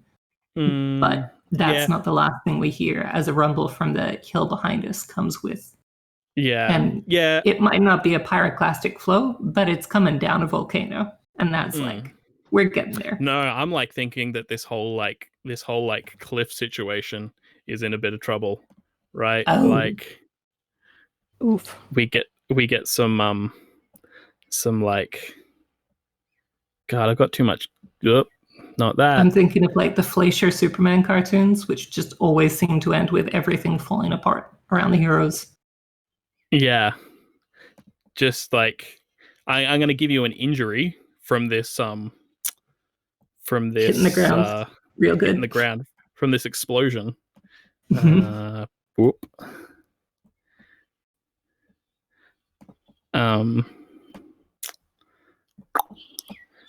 I think you've got that, like, you know, the cut that you get right above your eyebrow, and you get the like the one drop of blood that runs down the side of your face. It's a head you've wound, got, so it's about a bathtub worth of blood. yeah, right. And you've got like some massive gashes on the shoulder and the upper arm of your cool leather jacket. So you can see like your shirt underneath it, and the shirt's torn, and then there's like a red line of a gash on your arm, but it isn't bleeding. It's just been done with makeup. And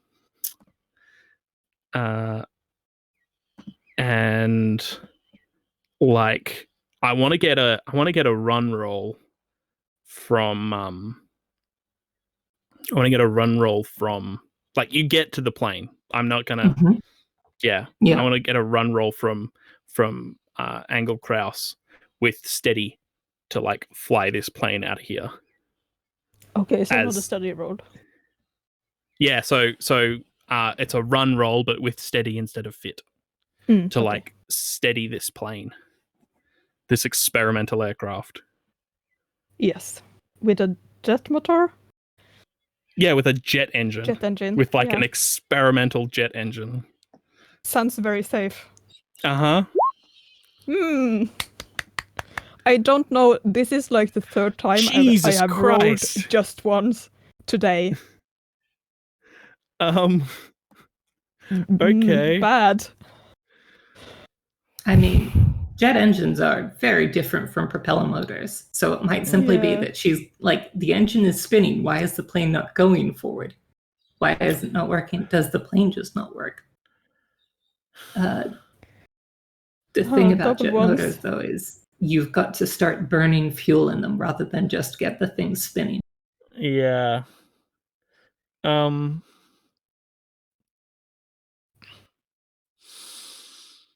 So it's like, we're stalling. If the cliff is starting to go down, then I think the runway is starting to nose down as well. To disappear, right? Yeah.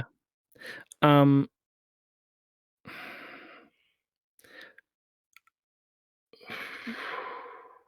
think is the consequence just that we fall off the cliff, right?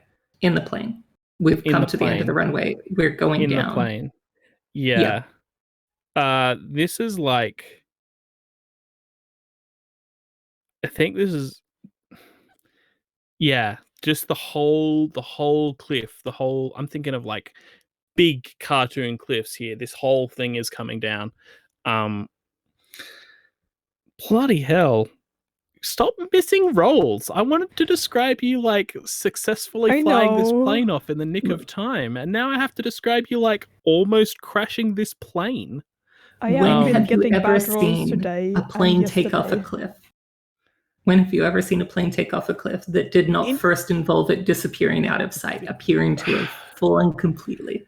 I could get you 50 minutes to show that exact thing. Yep, cool. Well, the problem is I got double ones. You did get, like, this is, It's a fail. No crits powered by the apocalypse. Yeah, no crits in the apocalypse.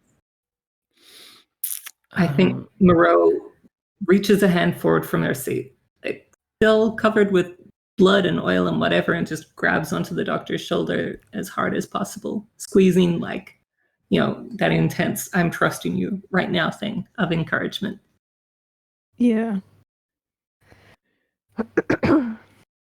Is this a hold on to your butt? Is this like... I think hold on to your butt is a fantastic thing, because the doctor is going to have to grab the like, it's the two of you pulling back on the like joystick. There's a name for it, but I've completely forgotten. The pulling back on the controls, like as hard as you can to pull up, right? Yeah. What controls do you like?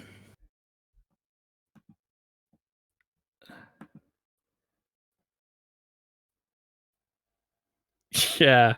God, is that just like it? I can't. Do we like leave this on a pulp adventure cliffhanger? You know? No, I want to see the final roll. You want to see the final roll? Yeah. Give me hold on to your butt then. I want to see us make it. Yeah, cool. Is that from Moreau. me or? No, that's No, from Moreau. Yeah. No, it's Maren. Completely. She's in the cockpit. Yeah, okay. Go Angle. Give me a hold onto your butt. Dr. Which Krause. stat was that? Yeah, that's Dr. Kraus. Go. Which is that? Roll fit? roll plus fit. Yeah, it's just pulling on the controls as hard as you can. Right? Oh, I. Oh. I'm Can just I help? bad at rolls. Wait. Yeah. There is the take my hands thing. Take my hand. Give me a take my hand, Heidi. Right. Great. Save my life. This will be plus fit, right? Which is -1 for me. Sure. Because we gotta add the tension here. Yeah, yeah, we do. God damn it! What is this?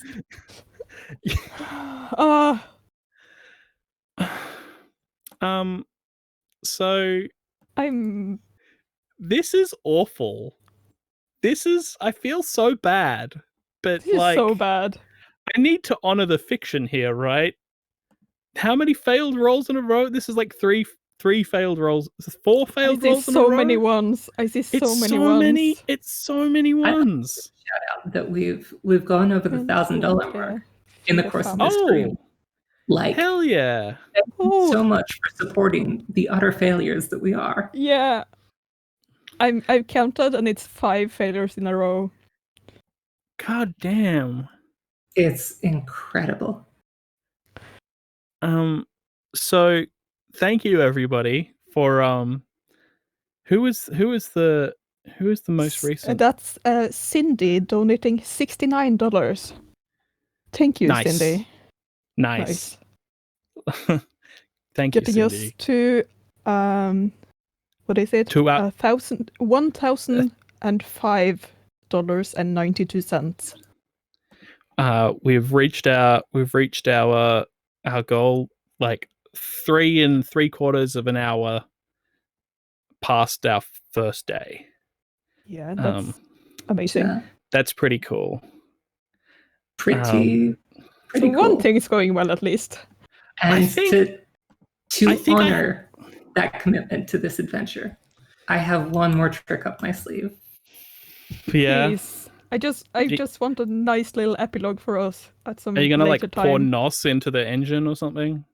No, we have one unaccounted story element. What stopped our plane from getting to this island in the first place? The big pterosaur. Right. Big fuck off bird creature. What item have we picked up that we have not made use of? The harness? The big straps? Oh my fucking god. I'm a Lasumi a dinosaur. Please. I believe the role in this case is a jury rig. And so I imagine that to get to some kind of situation where this is possible. No. I want this. You need to pass this roll, and I want to describe what happens afterwards. Well, I just want to get the bird into the scene first, which is no. It's better if we don't see it, right? It's better if it just comes out of harness for a bird we don't see. So I'm meaning to say that the bird has been a threat up until this point. That we upset it with the explosion. That as we were getting away, we were running away in part from this horrible bird. We go over the edge, we pull up. It doesn't work. The bird is closing in on us. Horrible plan occurs tomorrow. Yeah. Okay. Yeah. You give me this. 2d6 plus 2. Come on. Yeah. Give me this bloody roll, and I'll describe the scene as it all comes together. All right. Does anyone have any words of luck? No. I got Alright. over our goal. That's luck. Okay, thank you. 69, nice, thank you. Oh, jeez. I'm. Yes. That's Good. I want to Sure. go with Oh, I know what this is. It's So it's taking off down the runway, the explosion, the rocks all giving in, the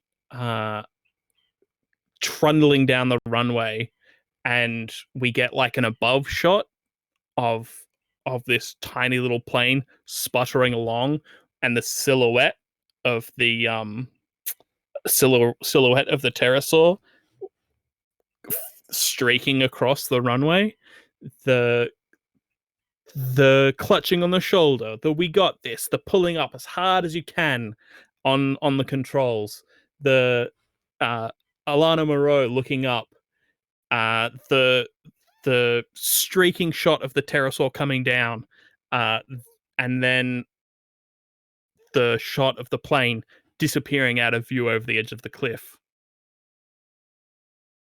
Before swooping up is the pterosaur with the straps on it, dragging the little aircraft that couldn't,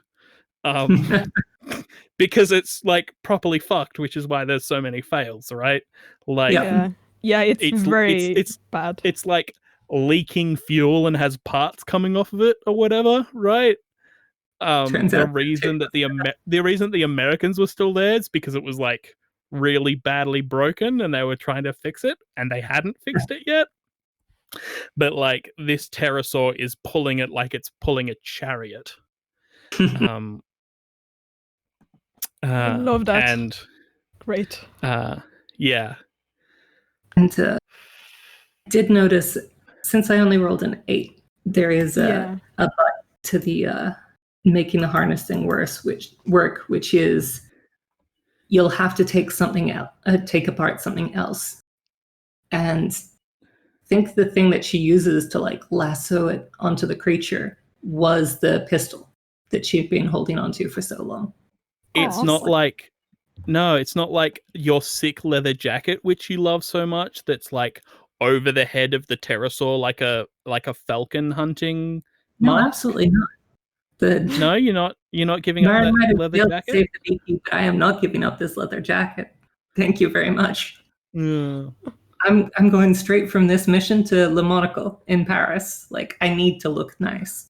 I mean, the leather jacket is too good to give up. You are entirely But correct. the pistol, like the guilt of the war that I've carried with me, the guilt of the past, hooked onto a creature from the past, brought back into our lives to help us move on to a new future in which I take Dr. Kraus to Le Monaco in Paris and introduce her to so many nice ladies in men's pants. Very good. I'm not sure what Dr. Kraus is like. I'm sure she'll enjoy a good drink, though. Yes. Yeah, okay. Bloody hell. You're not making me give up that leather jacket. Yeah. Yeah, okay. Yeah. Yep. It's the the gun is like a pin holding two crucial parts together. Yeah. Absolutely. The thing gets broken when we finally release from the creature, and thank God the jet engine finally kicks up and we're able to fly on to safety. It's like flames streaking out the back of it. That's normal. That's how they work. Yeah, that's normal. That's how they work.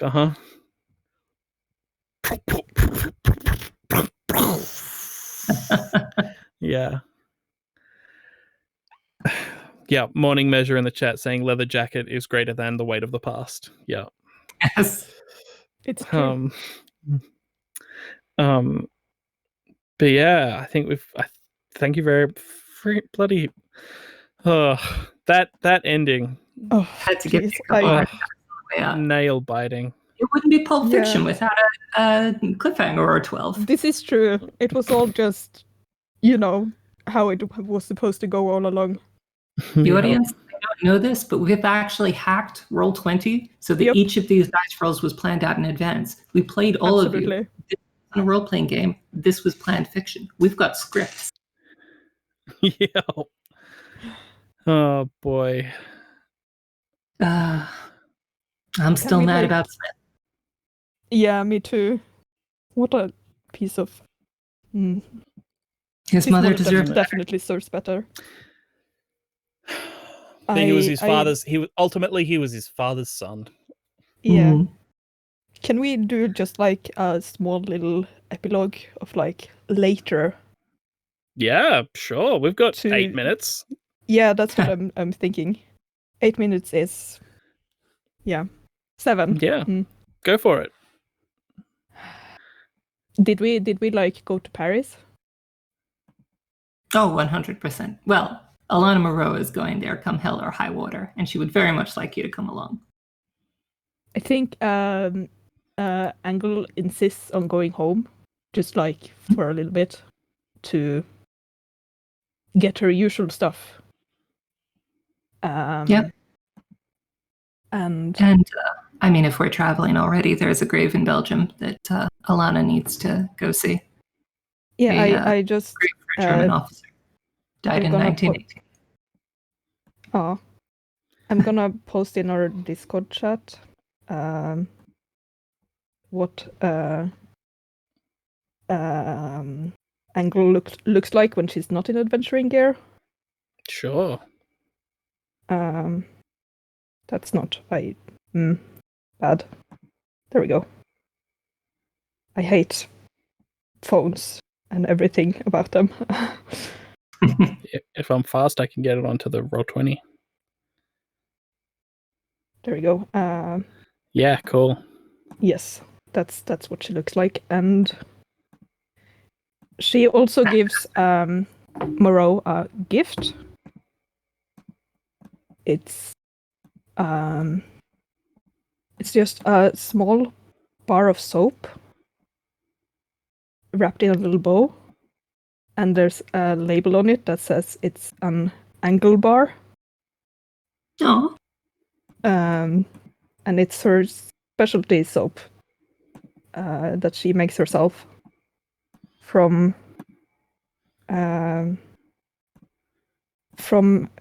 goat's milk from her own goat, who's named Helga, and from marigolds that she grows herself. And she says, "Thank you for, getting us off the island. I really thought we were done for."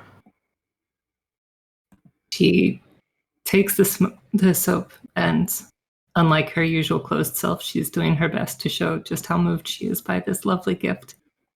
And then she says, "Are you trying to tell me I need a bath?"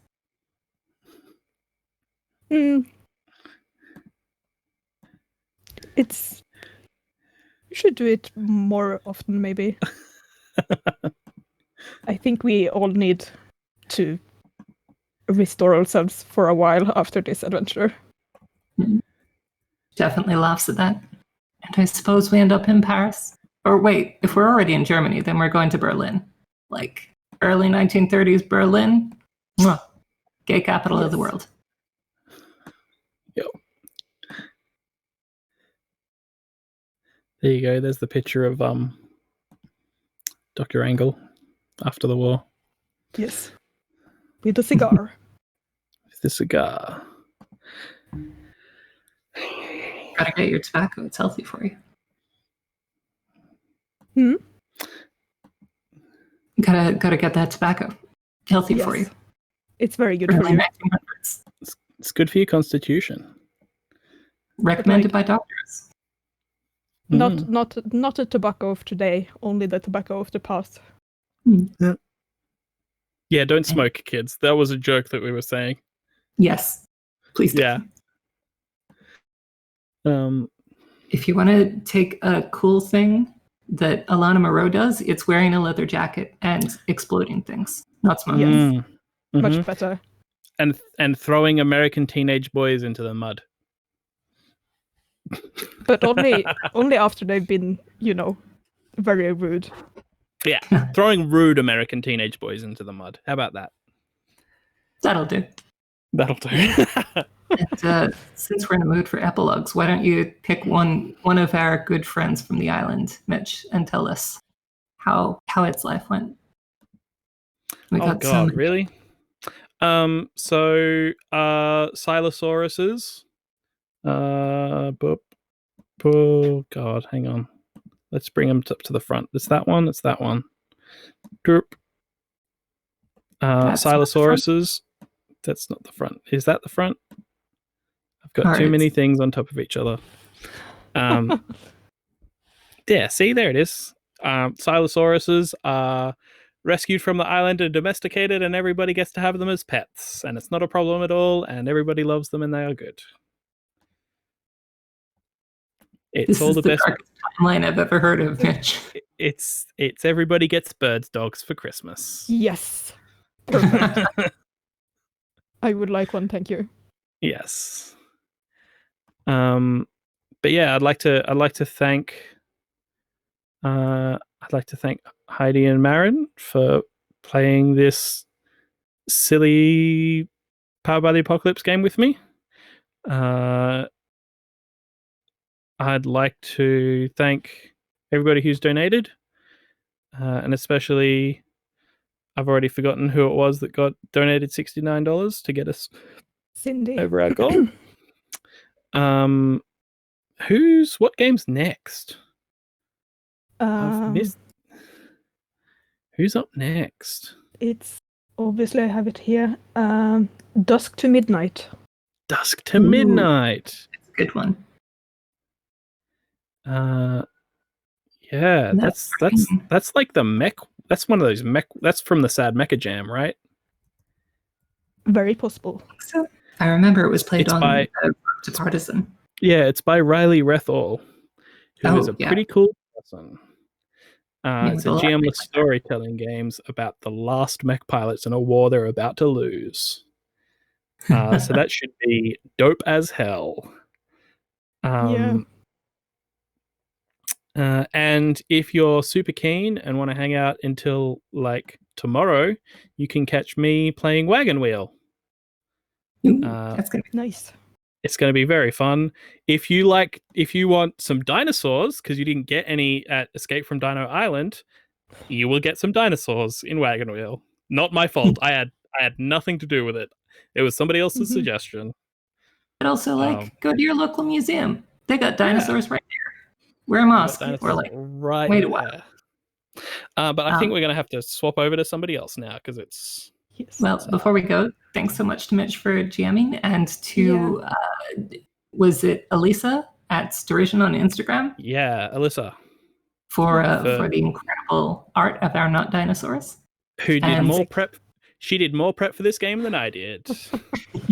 And to Morning for doing the lovely organizing of all the stream technical stuff in the background. So good. All of their work behind the scenes, making this thing actually work. And that beautiful background for us to play this pretty interface for us, yeah. And to all of you who joined us in the audience. It is so nice to be heard while I'm doing my nonsense. Okay, we're gonna let the Dusk to Midnight people take over now. Good night. Right. Goodbye. Bye. Good night, everyone. Love you lots. Stay